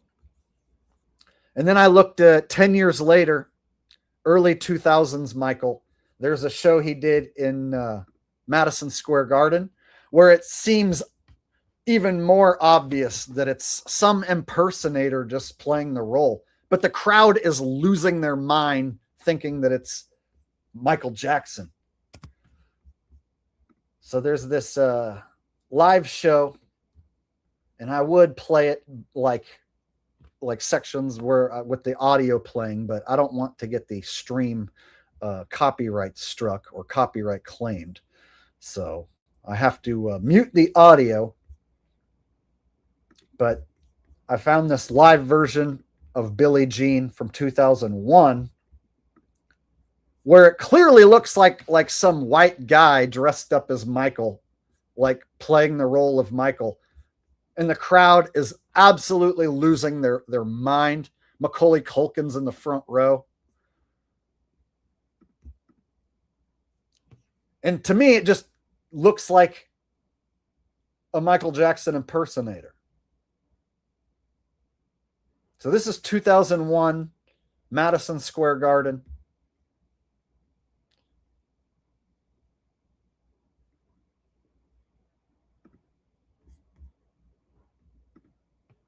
Look at this.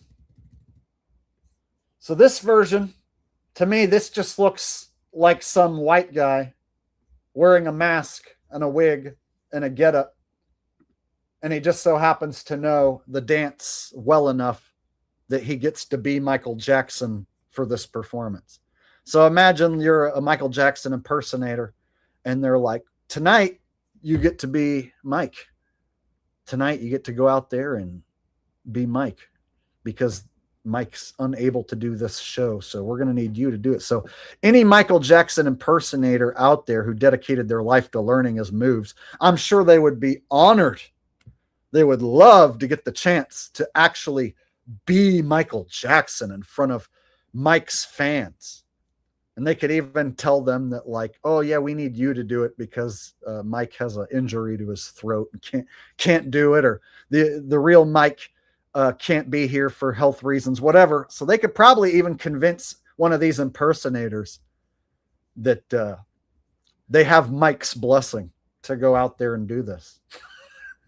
I can't tell you for sure if the impersonator knows that Michael Jackson's a total psyop, or whether they think that they're performing on behalf of Michael and doing a good deed. I couldn't tell you. But when I look at this, there's no way that this is the same one from 1983.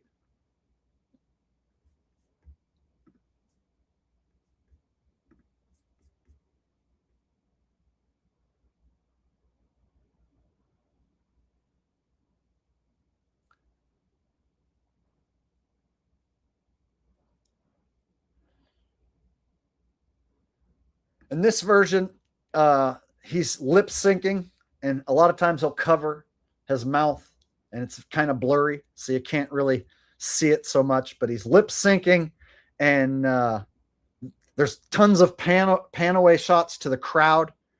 So there's this emphasis on how the crowd's going crazy for him.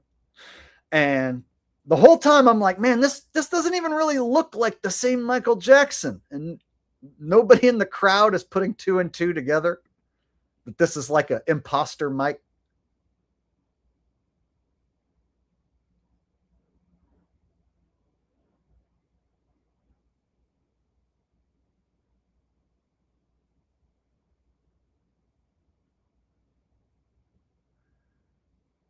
So he's got the crowd losing their shit for Billie Jean 2001. And like I said, there's a lot of shots like this covering the mouth. And it's because the audio is basically like the studio version of Billie Jean. And they're trying to make it out like this person sang all the lyrics perfectly. So whoever this is clearly some like white guy with a wig dressed up as Michael Jackson, performing the Michael Jackson character. But passing it off like this is like they're passing it off like this is the Michael Jackson. And so when I go back and I've watched now some old performances from the 80s, the 90s, and then this one from 2001, there's no way that that was the same guy all along.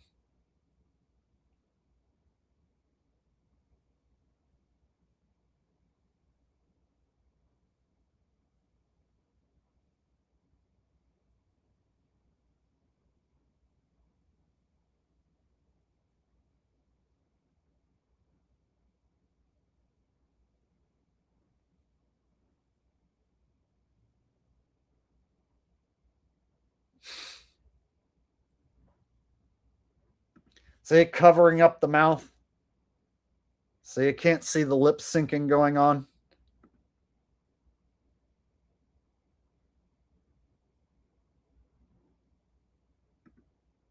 See? Extra big glove, purposely covering up the mouth. It's almost like they told him, yeah, make sure to cover your mouth during sections of the song where you have to hit those high notes so that nobody can see that you're lip syncing. So it feels like he was instructed to cover his mouth so that in the editing process, they can make it look like he sang this perfectly.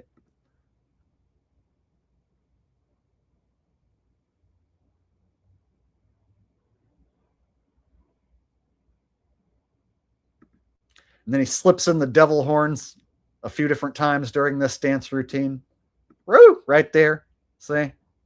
Slipping in those devil horns. Right here. Whoop! Devil horns up. Devil horns down. He's down with the devil. See?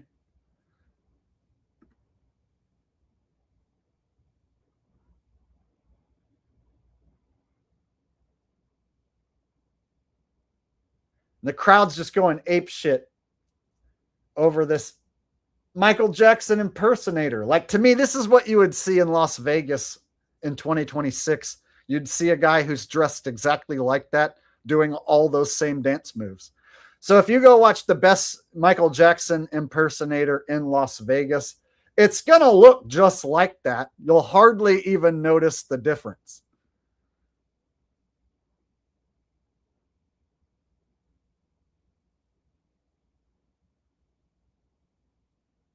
And look at people. They're going crazy over a lip syncing version of Billie Jean. Look, everybody's dancing and clapping.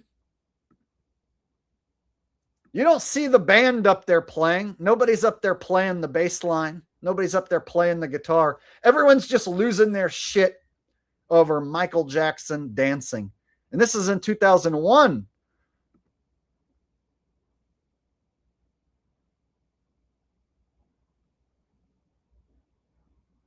This chick right here is losing her mind over Michael Jackson. By this time, the allegations of him diddling kids had come out on more than one occasion, but there were still people that loved him so much that they went to go see him, and they would lose their mind at the sight of him. So at this point, he had already been accused of diddling boys, but people were like, no, Michael never did that. And they were showing up anyway, having the time of their life. Look at these people. And there's a lot of emphasis on how much fun the crowd is having and how much they're into it.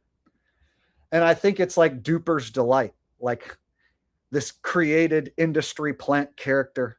Look at all these fans that he has. Even after he's been accused of diddling boys, he sells out Madison Square Garden. Doesn't matter if he turned from a black man into some ghoulish looking white freak. Doesn't matter if he's been accused of diddling boys. People were showing up and they were fucking freaking out over this dude, even in 2001.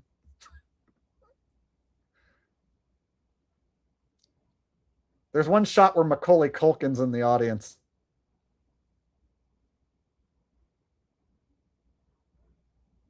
Hoo! Hoo! Right? So I would argue any Michael Jackson impersonator, as long as they know this sequence right here, the spin into the moonwalk, that's like the must-have dance if you're going to be a Michael Jackson impersonator. You have to have that dance down. And so all you would need to do is just make sure that, like, whoever's going to go out there and play the role of Mike, that they absolutely have that part down, like, super clean. And I've found examples of high school kids doing this exact same routine down to a T. So I know that all it takes is just practice. So if a high school kid can learn this, then of course the best Michael Jackson impressionist in the world, who's paid to pretend to be Michael Jackson, of course he's going to do it almost as good as the original, but not quite. There's Macaulay Culkin. Look at Macaulay, you guys. He's mystified by the imposter Michael Jackson. So I guess this is Macaulay and his mom. I don't know.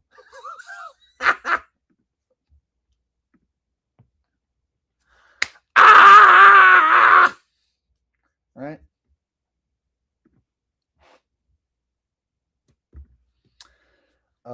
Con 7092 says 2 of the biggest world stage actors had the same initials, Michael Jackson, Michael Jordan. Interesting. They were even in the same jam video together. Yeah, exactly. They have crossed paths. God, I remember this like video of like of them like pretending to play some basketball against each other. In this cringe moment where like the pasty white version of Michael Jackson's like dribbling a basketball and they're pretending to play some one-on-one. Yep, I remember. Yep, MJ just so happens the most famous basketball player of all time, MJ, and then the most famous pop star of all time. Yep. Both their careers completely scripted.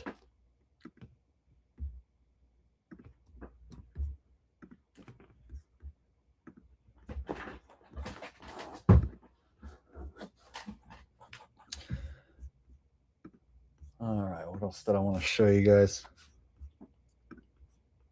So this crowd like thinks that they're seeing the greatest thing in the world, and you can't tell them that that's just some impersonator and that he's lip syncing and that it sucks. To them, that's Michael. There's no way it could be anyone else. Right? So this crowd at Madison Square Garden, they think that they're seeing the real deal, the real McCoy, and they love it. They're so happy. You would break their heart if you fucking exposed that this is not that same little boy, that that's not the real Michael Jackson.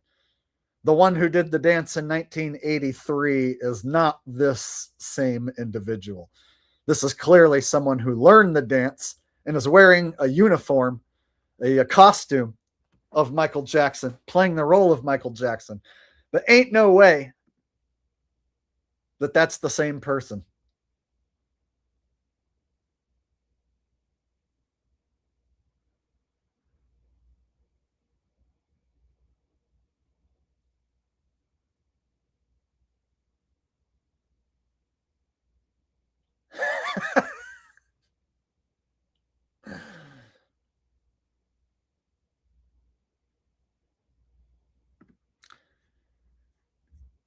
So,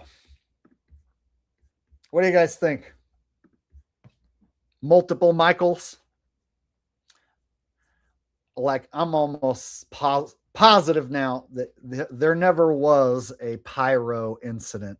The pyro incident is cover for them using multiple Michaels. I say Michael was replaced many times, and they probably had dozens of dudes who could play that role if they needed to. And then that face is so deformed that if you have this new version of Michael show up looking even more deformed and whack looking than before, all you have to do is just say, well, he got more plastic surgery. So the pyrotechnic accident is cover for him having to get plastic surgery so that they could turn him white and have multiple different people play the role so that they didn't have to depend on the one guy to do all of the performances and appearances.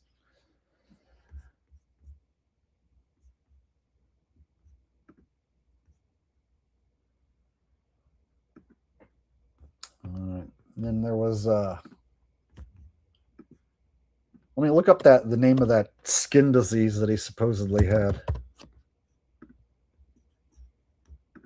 Because people that believe what the news says and fans of Michael Jackson's, they were like, oh, he had a skin condition. So I remember my parents or my mom being skeptical of him turning from black to white. And she thought that that he specifically did something to turn his skin white on purpose. And then my aunt was like, no, he has a skin condition. So I remember my aunt and my mom arguing over his skin condition. According to Jackson, in a 1993 interview with Oprah Winfrey, his changing skin tone was attributed to a condition called vitiligo. Vitiligo. I don't know if I'm saying that right. Vitiligo. So during an interview with Oprah Winfrey, he said it was because of a skin condition. So guys, there's a skin condition out there. You know, a disease, this terrible condition that turns a black man white. Yeah, isn't that terrible? Man, that's such a terrible condition that a person born of African American descent uh, turns into what looks like a white lady. Black man turns white. It's a very serious skin condition, apparently. Poor Michael had that, right? I'm sure he wished he could have stayed a black boy forever, but unfortunately, he had this condition which turned him white. Now, some people might argue there are benefits to being white instead of black, but I don't think that has anything to do with it at all. No, no, no. So, yeah, people who were fans of Michael's, that was their go-to excuse, that he had that skin condition, and that's why he turned white, and because he got burned in that Pepsi commercial. So those are your two excuses for the transformation of Michael beginning, and how he went from black man to white man, how his face changed so much was because of that Pepsi commercial, the pyrotechnic incident. And then that's the perfect reasoning for why he supposedly started getting plastic surgery. So that was always the story, was that he just kept getting plastic surgery. So now that I go back and look, now not sold at all on him being burned or getting plastic surgery. Instead, it makes more sense that you have the original character do this dance, become so immensely popular that then you need to create a archetype character so that you can have impersonators play the role without having to have the same guy do that same dance and sing those same songs every single time. Especially if he's worth tens of millions or even hundreds of millions of dollars. Well, then you absolutely are going to need to have a character that you can have multiple men play the role and not have to worry about the health and well-being of one guy and how he feels playing that role. So yeah, if you look at it from a 2026 mindset, when you go back and you look at this stuff, it's like, oh yeah, so they use Michael Jackson to set the standard for celebrities all of a sudden having a crazy new look. Oh, well, it's just plastic surgery, like Michael Jackson. See? So I don't buy into celebrities being so rich that they just go crazy and decide to ruin their face with plastic surgery. Instead, it makes more sense that they get replaced along the way. So they may have even offered the original Black Michael Jackson a settlement to take a check to sell the rights to his image and likeness. So imagine the Black Michael Jackson from 1983 does that dance, and then they offer him money because he's so famous and wildly popular. They offer him, let's say, a contract that they want to buy his image and likeness, and he will no longer own it, and that they will own the rights to his image and his name and his likeness. So then, let's say Michael can take the money, walk away from this character, and then they can create a new version of Michael and have this new version of Michael do all this scandalous, controversial stuff, and they can have this character break ground for making it normalized for men in positions of power and fame to do stuff with children. So there's a number of different things that they did with this Michael Jackson character, and things that they normalized in the entertainment industry through this character that weren't normal before. So who knows what exactly happened to the original Mike and how many different versions there were.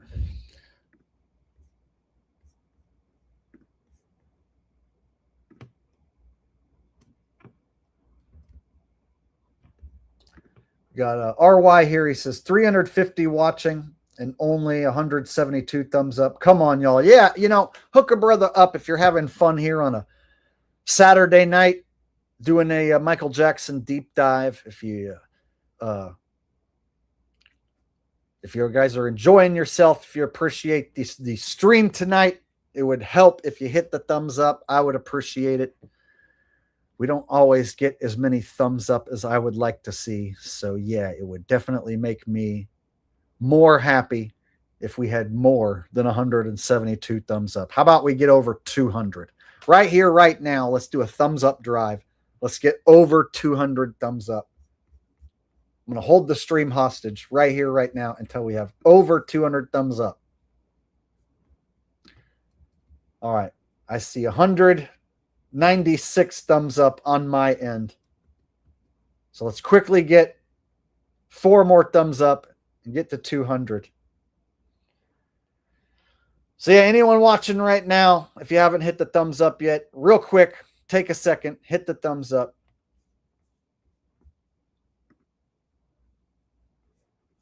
All right. I just refreshed my screen and it says 204 thumbs up. So we officially made it. Thank you guys. I appreciate that. All right. Now we can move on. LaFleur says, yes, did you smash the thumbs up button? Hit the bell as well. Yes, hit the thumbs up. Make sure you are subscribed with all the bell notifications turned on so that you don't miss any notifications. And just make sure to check on the channel every day or every other day so that you don't miss any streams or videos. So as long as you guys show up here and manually check on me, then you can't miss anything, right?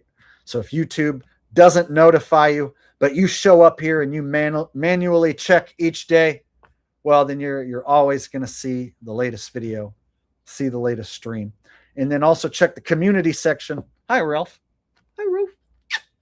Check the community section to see any posts that I make. So I usually will promote my streams and tell you guys when I'm going to stream in my community section. So today, like at, 3 p.m. my time, I posted that I was going to stream today and promoted it over there. So yeah, check the community section, check the page, make sure that you're subscribed and all that jazz. Hey, Wolves. Lemming in a shiny metal box. I haven't seen you in a while, buddy. Glad to see you. Says entertaining. Thank you very much, man. I appreciate that. Glad you could make it tonight. I was hoping to see some people here tonight on Saturday that don't usually make it to the Wednesday streams. I know the streams on Wednesday nights, like not everybody's able to make it. It's like too late for some people, but Saturdays, there's certain people who don't have to work tomorrow who might be able to stay up late and hang out and party. So I was hoping that I would see some people tonight on Saturday who I don't usually get to see in the Wednesday streams. So good to see you here tonight, buddy. Lemming in a shiny metal box. Thank you very much for the super chat. Got RY. He said, pyrotechnics sounded like doot doot dat dat. When Michael Jackson was trying to do the Pepsi commercial, then on the thick tape, he hear do do do do do and then ta ta ta ta ta ta ta. And then he looked, and that's when his hair started on fire. Very scary. We had to try and put it out. But that's when we heard the noise. There was a white flag and it sparks, and then we hear do do do do do and then ta ta ta ta ta ta ta. Or do do do do do do do ta ta ta ta ta ta. And we look, and Michael Jackson, his hair was inflamed. He was literally flaming, and we had to get the fire extinguisher. We had to extinguish the flame. All right. There you go. Doot, doot, doot, lady. Extinguishing the flame on Michael Jackson's head. Raw Onions says, we live in such a fake gay world. Oh, but wait, there's more. You see, then there's this whole conspiracy theory rabbit hole that Michael Jackson became Dave, a burn victim who had his face burned off. So people who believe that Michael Jackson had his face burned off, there's this popular conspiracy theory that he became Dave, who's a burn victim.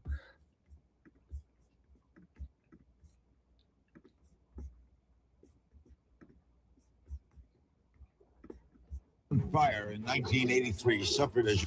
So this theory is that this is Dave, a burn victim, and Michael Jackson went to the hospital and met this guy, Dave, but then later on played the role of Dave on TV, which is twisted, I know, but we'll see if you can follow along.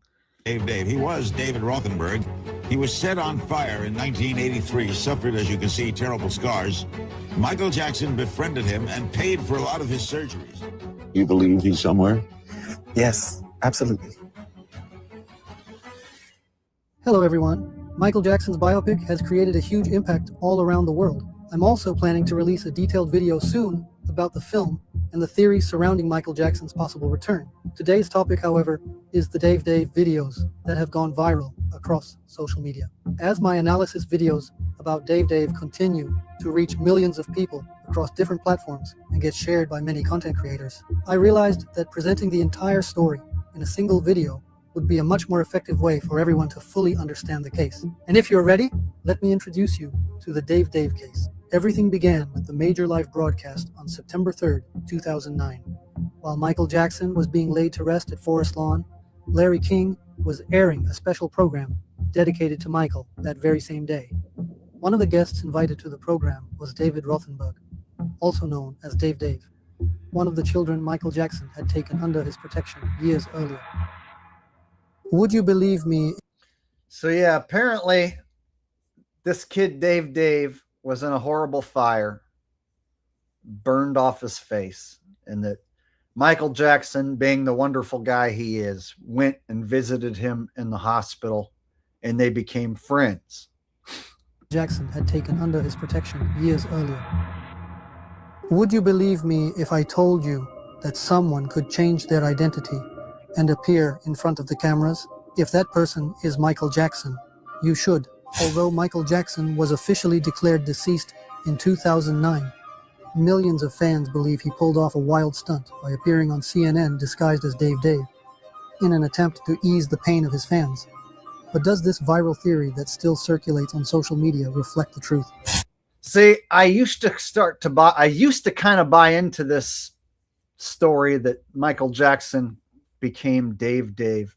But now that I look back, it seems like his head catching on fire was staged, and that they replaced the character so many times, and it looked like they were using Michael Jackson impersonators to fool the audiences at the shows. So which version of Michael Jackson became Dave? So if a guy who played the role of Michael at one point then also played the role of Dave, that doesn't mean that Michael became Dave. You see what I'm saying? So now I look at this whole story differently, because I've come to the conclusion that the pyrotechnic accident was staged, and that's the cover story for him to start getting plastic surgery and start looking different and become a white guy. And so I can't say Michael Jackson became Dave if there were 20 different versions of Michael Jackson. If they had 20 different guys play the role, and then one of them happened to pretend to be this character Dave on Larry King, that doesn't mean that the little boy who was the original Black Michael Jackson is Dave now, currently. You see what I'm saying? So this whole Michael Jackson is Dave seems like a bit of a conspiracy theory rabbit hole that's almost like bait. It's almost like a trap. They can get you to buy into the notion that Michael was burned in that Pepsi commercial and then became Dave. And I don't buy that either. So this story about Michael and Dave, it may have been a Michael impersonator who played the role of Michael, also played this guy too, but I don't believe the story that the original Michael became Dave. Does that make sense? So it's kind of hard to explain all that, but anyone who's ever looked into this theory about Michael becoming Dave, I want to make it clear that this might be conspiracy bait of sorts. But does this viral theory that still circulates on social media reflect the truth? Now, I will present to you 7 crucial pieces of evidence. In the meantime, don't forget to hit the like button, subscribe. All right. So before we get to this video, let me read the super chat from Nate X, the original. He says, Weta Ligao. Okay, so the skin condition that Michael Jackson had is vitiligo, apparently. So, according to the 1993 interview with Oprah Winfrey, Michael Jackson's changing skin tone was attributed to vitiligo. Yeah, I still don't believe it, but thank you for helping me pronounce it better, or pronounce it correctly, I should say. Now, I don't believe for a second that Michael Jackson was replaced. This sounds like some crazy cuckoo conspiracy theory, and I can't, in good being, condone this sort of thinking that the king of pop was replaced. Now, this is a serious thing. When people become rich and famous like me, they resort to getting work done on their face, because your face is how you make the majority of your money. And so this is something that is real, and I can attest to this. I've had some work done on my face. So I can understand why Michael Jackson did what he did, because getting plastic surgery is extremely, extremely addicting. And once you get one operation done, then of course you want to get another and another and another. And so as someone with an addictive personality, such as myself, I have the urge right now to go get another operation done on my face. Michael Jackson simply could not control himself, and he got too many operations done on his face. And then he tried to correct those problems by getting even more operations. And that is why he ended up looking the way he did. So I actually feel very sad and very sorry for Michael that he ended up the way he did. Thankfully, I, of course, know when to stop. So I won't be getting any more operations done on my face. But one thing I must ask you, do I have a piece of hay stuck within the crevices of my horse teeth? There you go. Little Russell Brand impression for you as well. Oh, thank you. Thank you.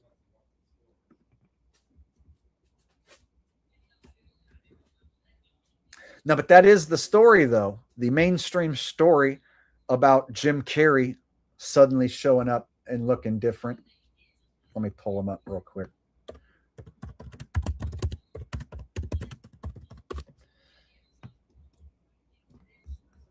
So you guys remember it was only like, what, 4 or 5 months ago or whenever, Jim Carrey shows up with this new look at some French award ceremony. And then the question became like, okay, did Jim Carrey get replaced? And if so, how many different Jim Carreys have we had now, right? The last few versions of Jim Carrey have been looking more and more different in this last version. But the mainstream excuse was that he just got plastic surgery and Botox, right? So to a lot of people, that's a good enough excuse. Plastic surgery, Botox. So I would argue that the Michael Jackson character was used to normalize the celebrities being replaced and having a built-in excuse that it's plastic surgery.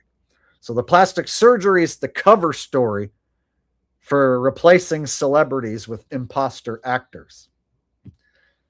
So they got a cover story that they're just so rich and bored and crazy that they decide to get a procedure on their face to make themselves look better.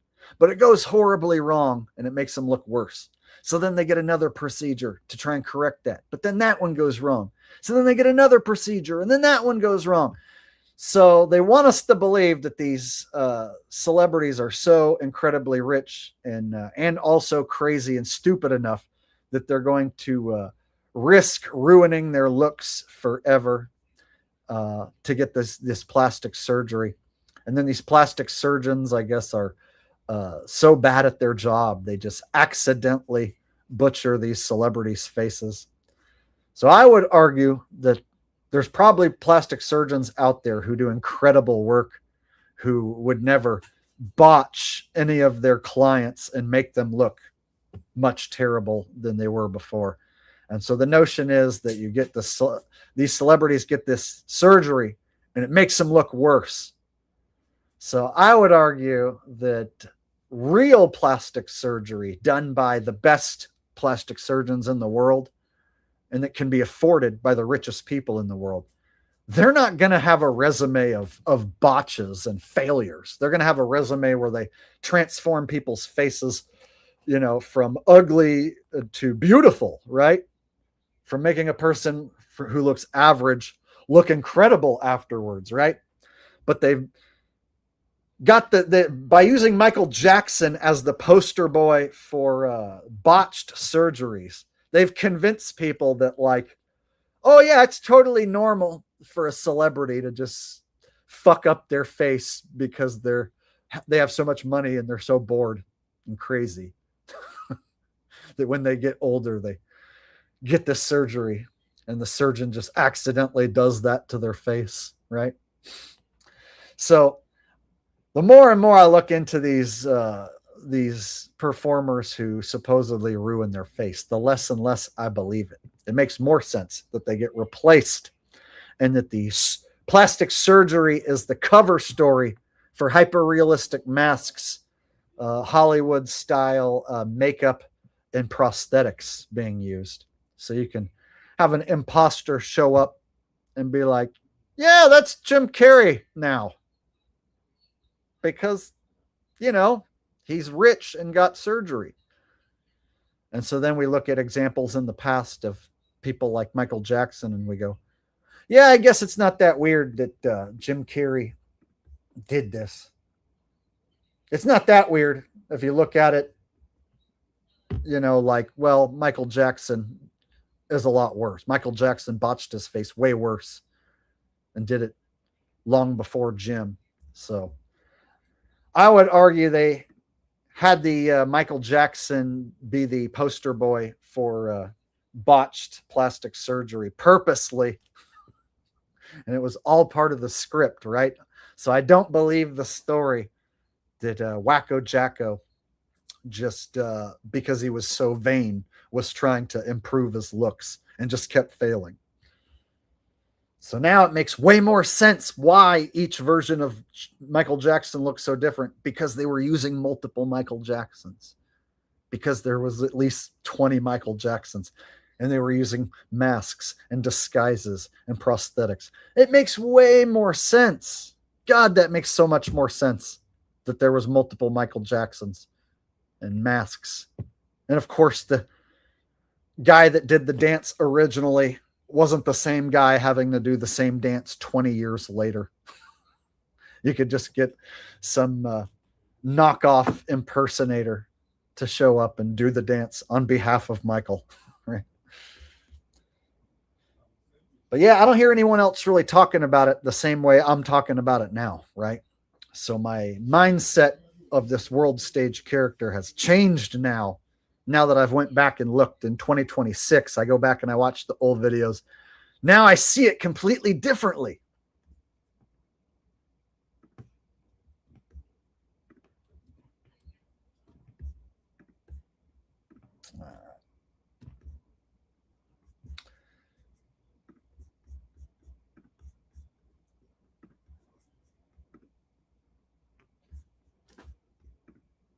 Oh yeah, there was a part in that. Oh yeah, that's almost forgot to show you guys the Dave video. Yeah, let's watch a little bit of the Dave video. And turn on notifications to stay updated on, but also a true illusionist. This ability enabled him to assume various characters, both in his stage performances and in his private life. Michael Jackson was known for using different disguises, as seen in his music videos like Thriller, where he appeared as a werewolf and a zombie, and in Ghosts, where he portrayed multiple characters. He became unrecognizable with makeup and special effects. In addition to these performances, Michael often used disguises in public to avoid being recognized. So, what did Icon... But I would argue when you have disguises at this level and Hollywood special effects team, I would argue then you don't need the original Michael. Then all you need is somebody who knows the dance moves. And then you can just dress that guy up as Michael. So again, my argument is that, like, no way are they using the same dude the whole time and him just changing his face and disguising himself the whole time. No way. So multiple different guys being used makes more sense to me. So this guy's claiming Michael Jackson was a master of disguise. I would argue if it's 20, 30 different guys playing the role of Michael Jackson and they're being helped along the way by a team of makeup artists and whatnot, that any good impersonator could be Michael Jackson or could pretend to be Dave.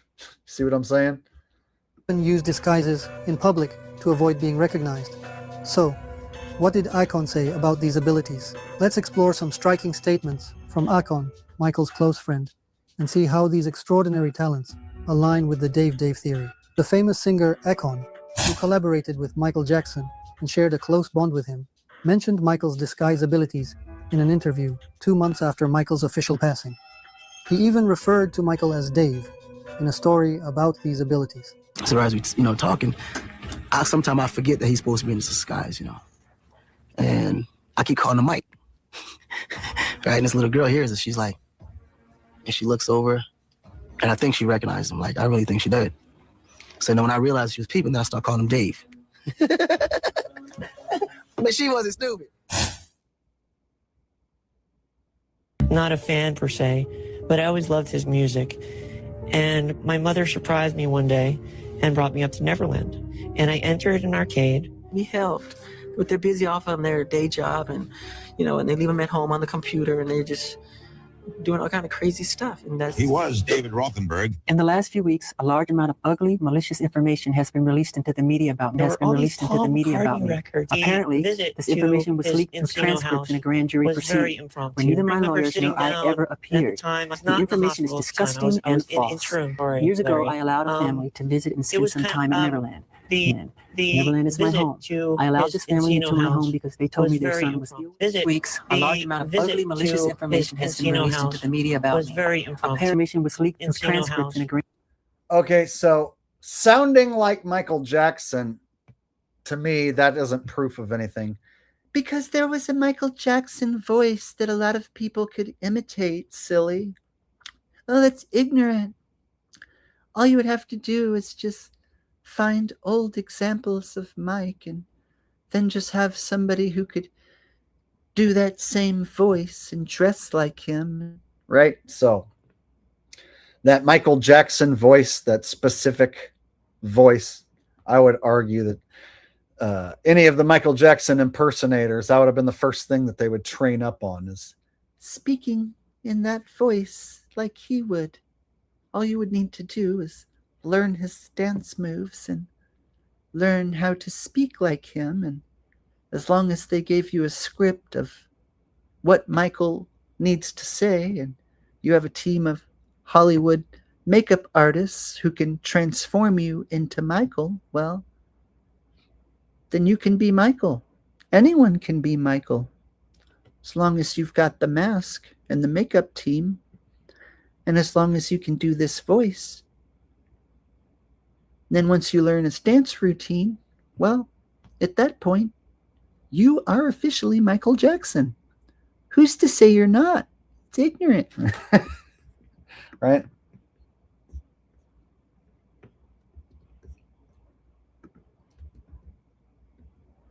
So yeah, the Dave theory, I feel like that's like a rabbit hole, like a conspiracy rabbit hole, right? To like make all of the Michael Jackson talk sound extra crazy. So yeah, now that I've shown you guys what I've shown you guys, it doesn't make sense for the little black boy to have ended up being a Dave and him put on all those different disguises on his own accord, right? Just because he enjoys tricking people. No, that doesn't make sense. It only makes sense if it's an industry plant who is helped along and told what to do, and that the character was used specifically to set the wheels in motion for blurring the lines between black and white and the feminization of men. So they did a lot of different things with this character. So you can go back and look and see examples of the feminization of men, and then a character like Michael Jackson with his soft voice and how he transformed from what looked like a black guy into like this freakish white woman. And then you look at other celebrities nowadays, like, and how the transformer agenda has been pushed very heavily, especially over the last decade. So you look at a guy like a character like Michael Jackson as someone they used to set the stage for the transformer agenda being pushed, right? So you take a black guy and you blur the lines of man and woman and black and white with this one character, right? Change how people think and feel about that sort of thing, about how a man is supposed to act, or how a man is supposed to sing or dance. And you can change the way people feel about all that with this one character. And they did. They changed the entertainment industry. They changed everything with this one character. Most of all, they discovered that they could keep people's attention through negative scandals, and they could keep your attention more through negative things that Michael Jackson did off stage that didn't pertain to his music. So when people were no longer interested in his music as much as before, when his popularity as far as his music concerned started to die down, then he started to grab headlines with what he was doing off stage and how he looked. So then the talk, instead of his dance moves being so cool and awesome and his songs being good, instead of talking about the positive side of the character, now you're talking about his crazy look. Oh, have you seen Michael Jackson's new look? He looks like a lady. Oh, have you seen what he's doing lately? Guy, he looks like he's gay now, right? So so they found that they could keep people's attention through having him involved in controversy and scandal. And so if you're not talking about Michael Jackson because you like his music, well, now you're talking about him because of how he looks, or how he's dressed, or what he's doing off stage. And then the accusations of diddling children, right? Diddling young boys. Well, now people are for sure talking about that. So one of the ways they kept this character in the public eye is through controversy, scandal, tabloids. So tabloids were used. You'd be at the grocery store and you'd see Michael Jackson's face, and you'd see the headlines on the tabloids that he was accused of diddling children. And so, of course, that was what everyone was talking about instead of his music. So in the mid-90s, whenever Michael Jackson was brought up, then it was all the crazy stuff he's doing off stage and his look. And so I remember as a kid when the narrative around Michael shifted to all that crazy shit that he's doing. So, of course, us kids, when we're 11, 12 years old, we see with these headlines, you know, we're going to gossip amongst our friends like that freak, you know, he looks gay and looks like a lady. And did you hear what he does to kids and stuff? So the narrative around Michael changed drastically. And it was in the 90s when people started talking about him in a negative light. And then it became cool by the late 90s to start making fun of him. So I can remember, like, by the late 90s, like In Living Color, you'd have a skit where they'd be making fun of Michael Jackson. Or, there'd be skits where they're talking shit about Michael and he's used as a punchline. And so more and more people and more comedians started to poke fun at him. So then he became more of like a punchline, somebody who you talk about and criticize. So it's all attention though. So the character was able to keep everyone's attention even when the music fell out of popularity. He was able to keep everyone talking about him, keep everyone's attention through the scandals that he was involved in. Right? So Michael Jackson was like the poster boy for getting negative attention in the tabloids and getting people to talk about him. And so when you look at the entertainment industry nowadays, celebrities are purposely doing negative shit in order to get attention, in order to be talked about.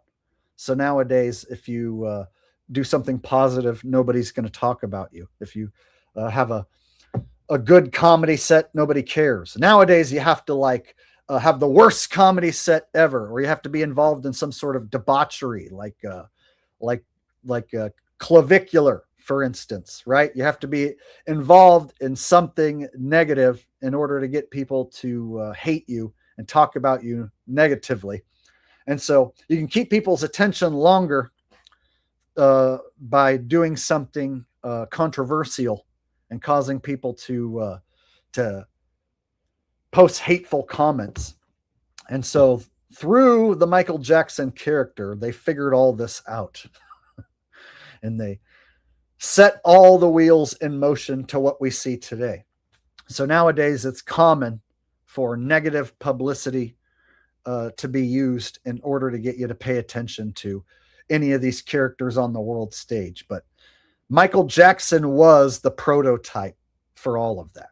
Like, he was the first one to purposely get as much negative attention as possible. So then when he wasn't being accused of diddling kids, then what does he do? He hangs his baby over a railing. So he would do these things to always have people talking about him. So the Michael Jackson character towards the end was always in the spotlight, but it was always for something negative, and less had to do with his music or his dance moves.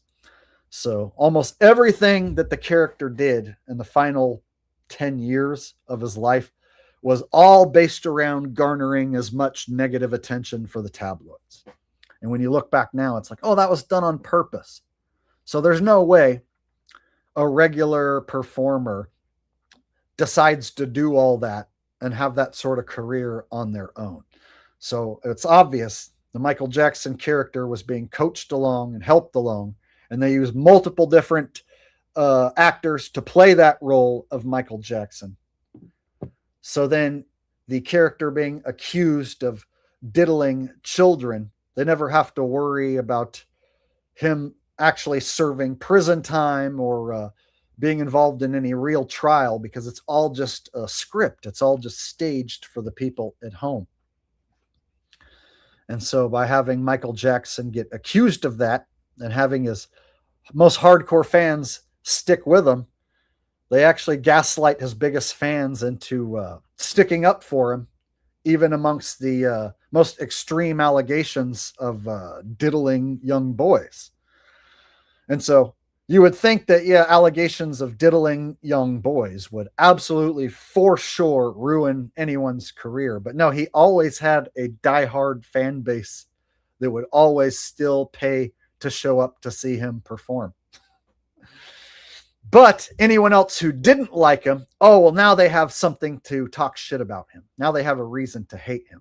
So they gave everyone a perfect reason to hate the Michael Jackson character and talk shit about the Michael Jackson character. And so when you look back now, it's like, if you look at it from a marketing standpoint, this character kept all of our attention through his offstage antics long after the music fell out of popularity. So even if you weren't trying to hear his music at all, and you didn't give a shit about any of his music, on the nightly news you would hear about the allegations that what he did with children. So everybody heard that, right? So I don't know anybody that didn't know who Michael Jackson was. So he was quite literally as popular as the president. And he was a celebrity that had worldwide fame and went on tour and performed all over the world. And so that character, when you see how famous that character got, almost like there's very few people you can even name who are as famous as the Michael Jackson character. So I would say like Trump is somebody that's about as famous as the Michael Jackson character. But man, who else can you even name who was that famous and well recognizable? So one of the most famous, well recognizable people looked incredibly different over the decades from one year to the next. But that's somehow the most recognizable person of all time. The king of pop. People would lose their mind just to see this person. You know, they get an autograph or shake this person's hand, they like piss their pants and lose their mind. Meanwhile, it's like, how can this be the most recognizable person if there's this many versions, right? That's strange that there's all these different versions of Michael floating around out there. Almost unrecognizable from the little boy in the 70s, right? The little boy here in 1970 until the final Michael. So it's like an unrecognizable transformation. But that's the most recognizable pop star ever. It's crazy.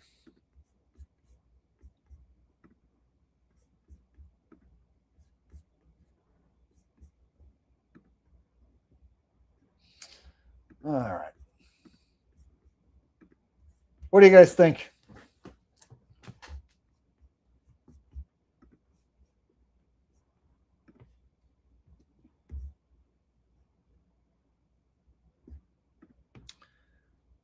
Scottish Shalon says, damn, just woke up, missed most of the show, but here now. Yeah, you missed all of it.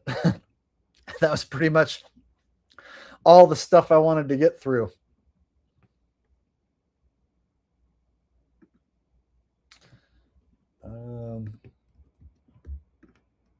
Chris Pierman says, I have a feeling he was denied a blanket as a small child, and this is the result. Oh, that's ignorant. Oh, that's ignorant. You're just making up rumors. You're spreading rumors about me. No. Me and Blanket just want to play. And of course I named my kid Blanket because he's like my comfort blanket. And that's why I named him Blanket. And me and Blanket want to climb trees. Don't you climb trees? I wrote Billie Jean while I climbed a tree. It's my songwriting tree. I like to take Blanket up there. Me and Blanket like to play together while we climb trees. Right?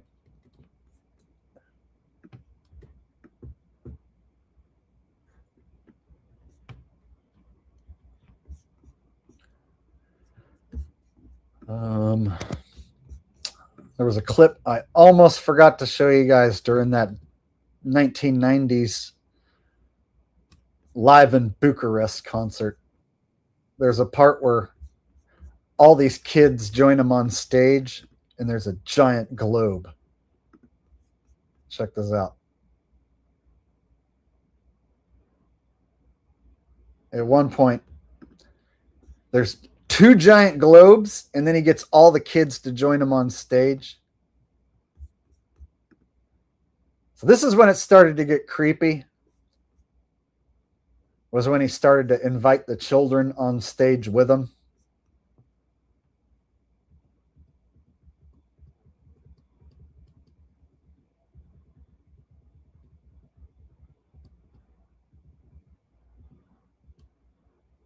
Right? all its globe worship. People don't know they're being indoctrinated, brainwashed. Say, gigantic globe. Now let's bring out the kids. All the kids from all the different nationalities.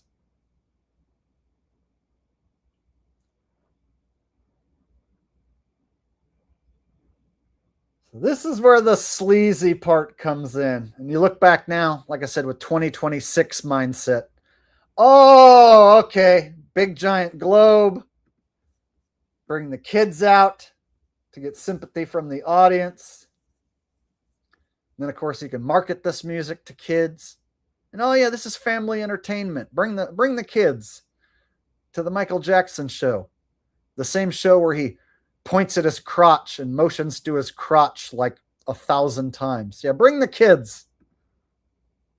We'll all have them dance around holding hands around a globe. Look, big gigantic globe here, big gigantic globe to the left, big gigantic globe in the middle. See, this isn't something I would have noticed when I was a kid, right? I wouldn't have noticed this in my 20s or even my early 30s. And so now when I go back and I watch this in a 2026 mindset, I'm like, oh, I see what they were doing. You got the white Michael Jackson. Bring the kids out on stage.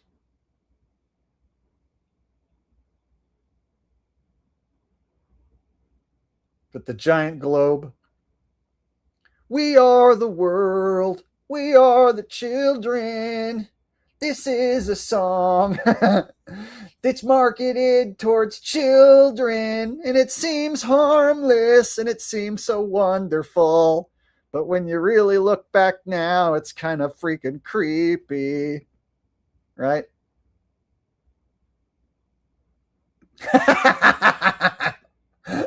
So yeah.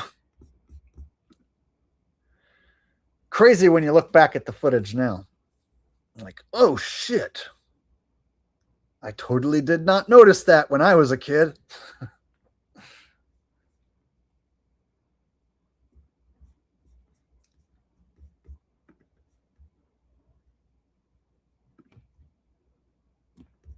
Got a new member, Metgo 24 became a new member. Welcome to the club. Glad you could be here tonight. We got Lint Away Air Duct Cleaning with a donation. Says, anyone know what blanket looks like in 2026? Let's look them up.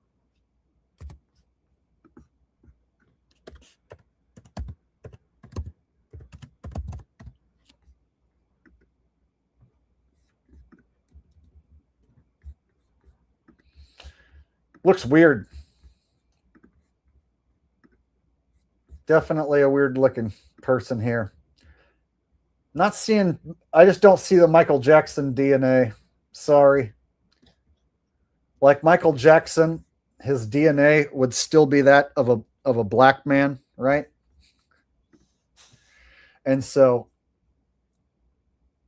I think Cat Williams pointed it out, like, you can't put a black dick into a white woman and end up with a bunch of white kids. This is not possible. You can't put no black dick inside of a white woman and end up with a bunch of white children. I'm not stupid, motherfucker, right? So you can't take the little black kid up in the far left corner and then have that the sperm and the DNA from the black guy up at the top. Put that sperm into a white lady, and then you end up with this guy. I don't know. It's not buying it.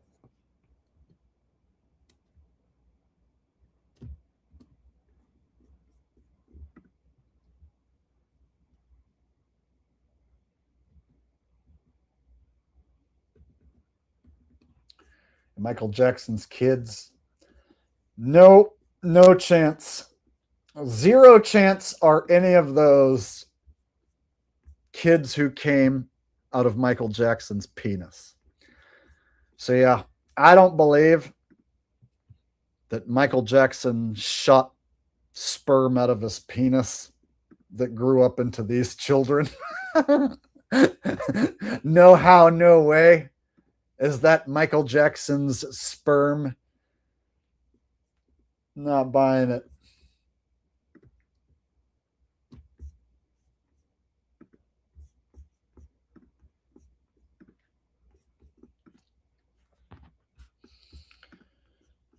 We are the world. Those are not his children. Yeah. Not buying it.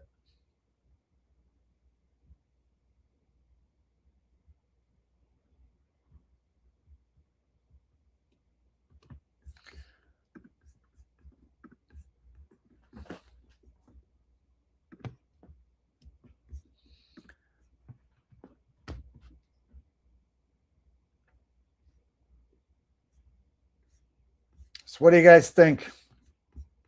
Multiple Michaels? How many Michaels do you guys think there was? A dozen? 20? 50?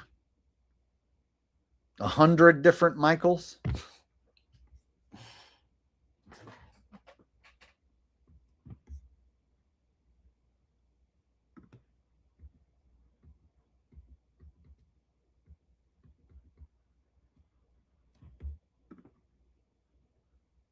Rose Bell says he does resemble an Afghan dancing boy.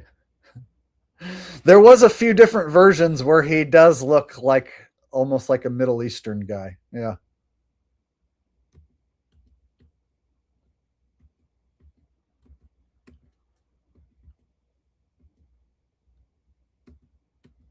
So yeah, anyone saying that Michael Jackson, diddled them kids. Well, which version? Which one of the Michael Jackson impersonators is the one who would take the fall for diddling kids if he would have been found guilty? And then the fact that he was questioned but never found guilty.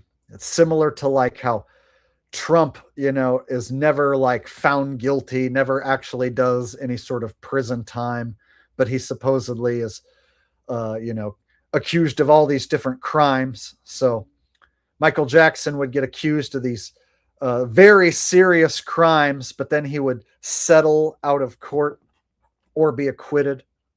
So we never actually got to see Michael Jackson go to prison and serve any time.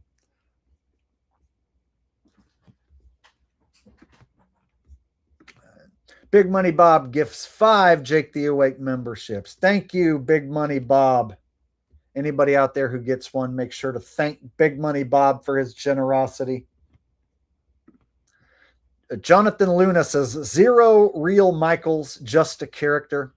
So I agree, it was an industry plant from the get-go. The story that Michael Jackson's dad was like a super strict slave driver and just slave whooped him into becoming the entertainer that he went on to become. I don't believe that. So I don't think that like Michael Jackson's dad whooped him into learning all those fancy dance moves and singing like that. So I think those dance moves were handed to Michael by who or by what. Now that's a question I can't answer. So who came along and taught Mike how to do those dance moves, showed him what order to put those dance moves in? I don't think for a second Michael's daddy, whooped him so many times that he just became that good at dancing. So the story is Michael Jackson's dad was a slave driver who whooped Michael Jackson's ass if he screwed up on the tiniest little thing. And that's why he became such a perfectionist and so good at dancing. I just don't buy that. So yeah, now it's looking like he was an industry plant from the jump, right? They were going to use this character to make as much money as possible and to be the archetype for the ultimate industry plant of the future, and how they were going to normalize plastic surgery and scandalous, controversial behavior and blur the lines between black and white and woman and man, and they were going to do it all with this one character, and simultaneously um,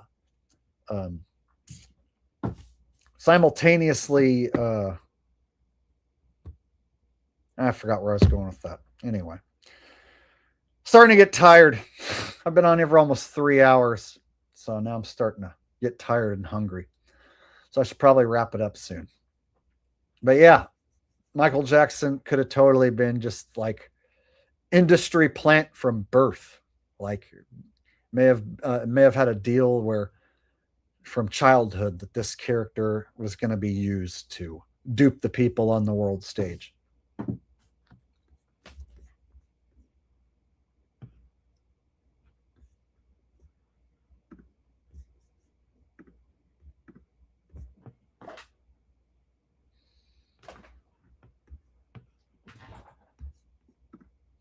Recon Willie says, demoralize an entire generation through music, then do the same to the next generation. And so by having Michael Jackson be the first one to be able to go out there and just do dance moves and not have to have a band or anything, then that opened the door for New Kids on the Block, Backstreet Boys, Justin Timberlake, what have you, to where they could just go out there and sing, lip sync, do some dance moves, and not have anybody care that they're not playing the music, right? Oh yeah, here's what I meant to say. It simultaneously destroyed rock and roll as well. So rock and roll was at the top of the charts, late 70s, early 80s. Rock and roll was hugely, hugely popular and part of the lifeblood of America. And then with Michael Jackson doing that dance and getting all that attention and that reaction, it like helped kill rock and roll.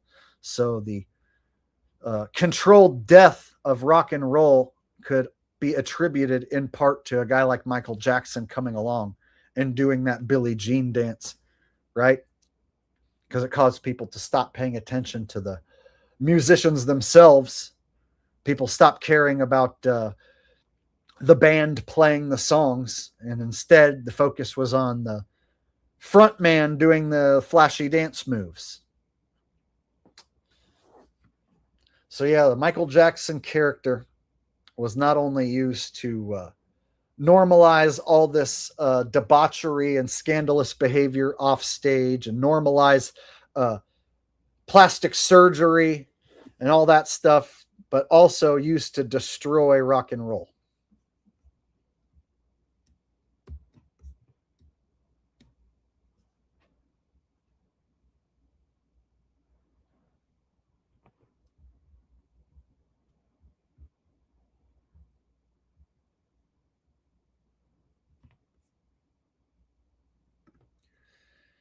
So yeah, Jackson 5 comes along first, and they popularize the little boy, Michael Jackson. But the little boy was most definitely a black little boy with an afro. Coarse hair, dark skin, right? So then somewhere along the way, they got rid of that little black boy because there ain't no way that the person who finishes the story is the same little black boy up in the top left-hand corner, right? So then the question becomes, how many Michaels were there? At least a dozen, right? I would argue over 20.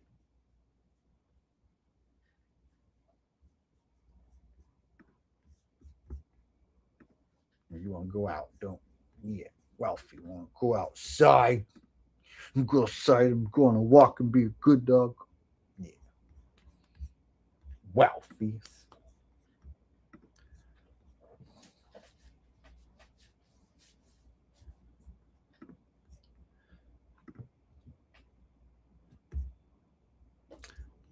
All right, so I'm going to wrap it up here soon. So any final comments or statements anyone wants to make, now is the time.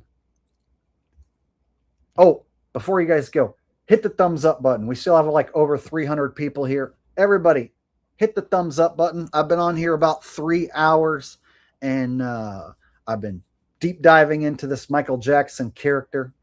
And I had a good time tonight. I had fun hanging out here with you guys. So if you guys enjoyed the stream, can you do me a big favor and hit the thumbs up? I would greatly appreciate it. Everybody here right now still watching, please, please, please take a second, hit the thumbs up if you haven't yet. And if you missed any part of the stream, this is definitely one you want to go back and watch. I covered a lot of ground, showed a lot of different examples of this Michael Jackson character and the evolution of this character's face. So I believe that we covered some new ground as far as the Michael Jackson conspiracy is concerned. I came up with some new theories that haven't really been talked about before. And so the notion of Michael Jackson's severe burns from the Pepsi pyrotechnic accident, I don't think that was actually real. I'm almost positive that was staged. And so I might be one of the only ones sitting here talking about how that was staged purposely so that they could turn Michael Jackson into a white guy and start changing the face of the character so that they could have imposters play the role more easily. So I don't really know anybody who's talking about Michael Jackson not getting burned by the pyrotechnics and that part being staged. So I'm pretty sure I'm like one of the only guys who's ever brought that up. So anyway, all right. We're going to go out. Just give me a minute. I'm going to wrap it up right now. I promise. All right. I promise we're going to go. Hold on. He wants to go now. All right. So I'm going to read these last super chats. Then I gotta wrap it up. Ralphie is wanting to go out. All right. Sunflower says, thanks for the stream, Jake. Would you consider covering Kurt Cobain? His death was super suspicious. He might be another death faker. Absolutely. We could go over that. Some people say he went on to become River Kumo from Weezer. So there's a theory that he went on to become the lead singer frontman of Weezer. And it seems a bit crazy, but the guitar playing and the guitar playing style, the type of guitar, there's some similarities there for sure. So perhaps they had Kurt script his death because he didn't want to play Smells Like Teen Spirit for the rest of his life. And then they repackaged him as Rivers Kumo from Weezer. And now he's in the process of having to sing Buddy Holly and Say It Ain't So for the rest of his life, which he probably prefers. And it's probably a lot easier on his vocal cords than to have to scream those old Nirvana tunes. So perhaps one of the reasons why they killed off Kurt Cobain is because him and the Nirvana boys didn't want to have to be stuck doing that for the rest of their life. So they rebranded Kurt as Rivers Kumo with Weezer, but I can't say for sure. So we'll look into some evidence that Kurt became Kumo, because there's videos out there about that, and so we can take a little deep dive into that. And then the story about him offing himself or Courtney Love being the one who pulled the trigger, I don't buy into either of those stories. So whether he became Rivers from Weezer or not, I can't say for sure. But the fact, I will say he's a scripted death faker, almost 100% certain. It's like basically zero chance that he died in the way that they said he did. So thank you, Sunflower, for the very generous super chat. And all of you guys with the generous super chats that came in tonight. We had several different people donate, and early on in the stream, I did some different impressions. And so thank you guys for hanging out with me. Extra big thanks for all the super chat love tonight. I'll go back and watch the replay later, and I'll see who was here and who said what. So So I didn't get a chance to read all your guys' comments, but I am going to go back and watch the replay, and I will read all the comments. And so yeah, I'll be doing that later on tonight. So thank you to everybody who participated here in the chat. Thank you to everybody who hit the thumbs up. All you guys, thank you. I appreciate it. You guys are the best YouTube audience a guy could have.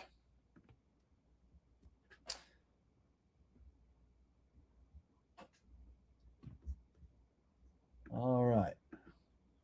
So with that said, I guess it's about time we wrap it up, and I let you guys enjoy the rest of your Saturday night. How's that sound? Good night, Jonah. Thank you. Good night, guys. Sunflower says, Jake just watched the documentary Soaked in Bleach. His death looks like a CIA mind screw. Nothing normal there. Yeah, but that might be conspiracy theory bait to keep you believing he's actually dead. So I'm always hesitant to buy into any of these official documentaries that reveal any sort of truth, because they usually don't put the real truth in documentaries for millions of people to see online or on Netflix or whatever. So take that information with a grain of salt. But having said that, I haven't watched it, so I don't know for sure what is said in that documentary. So I guess I'll have to go check that out. So thank you for the recommendation. All right, guys, I'm going to get off here. Have a great night. I'll catch you guys in the next video or the next live stream, whichever happens first. Peace out. Much love. Good night. Bye-bye.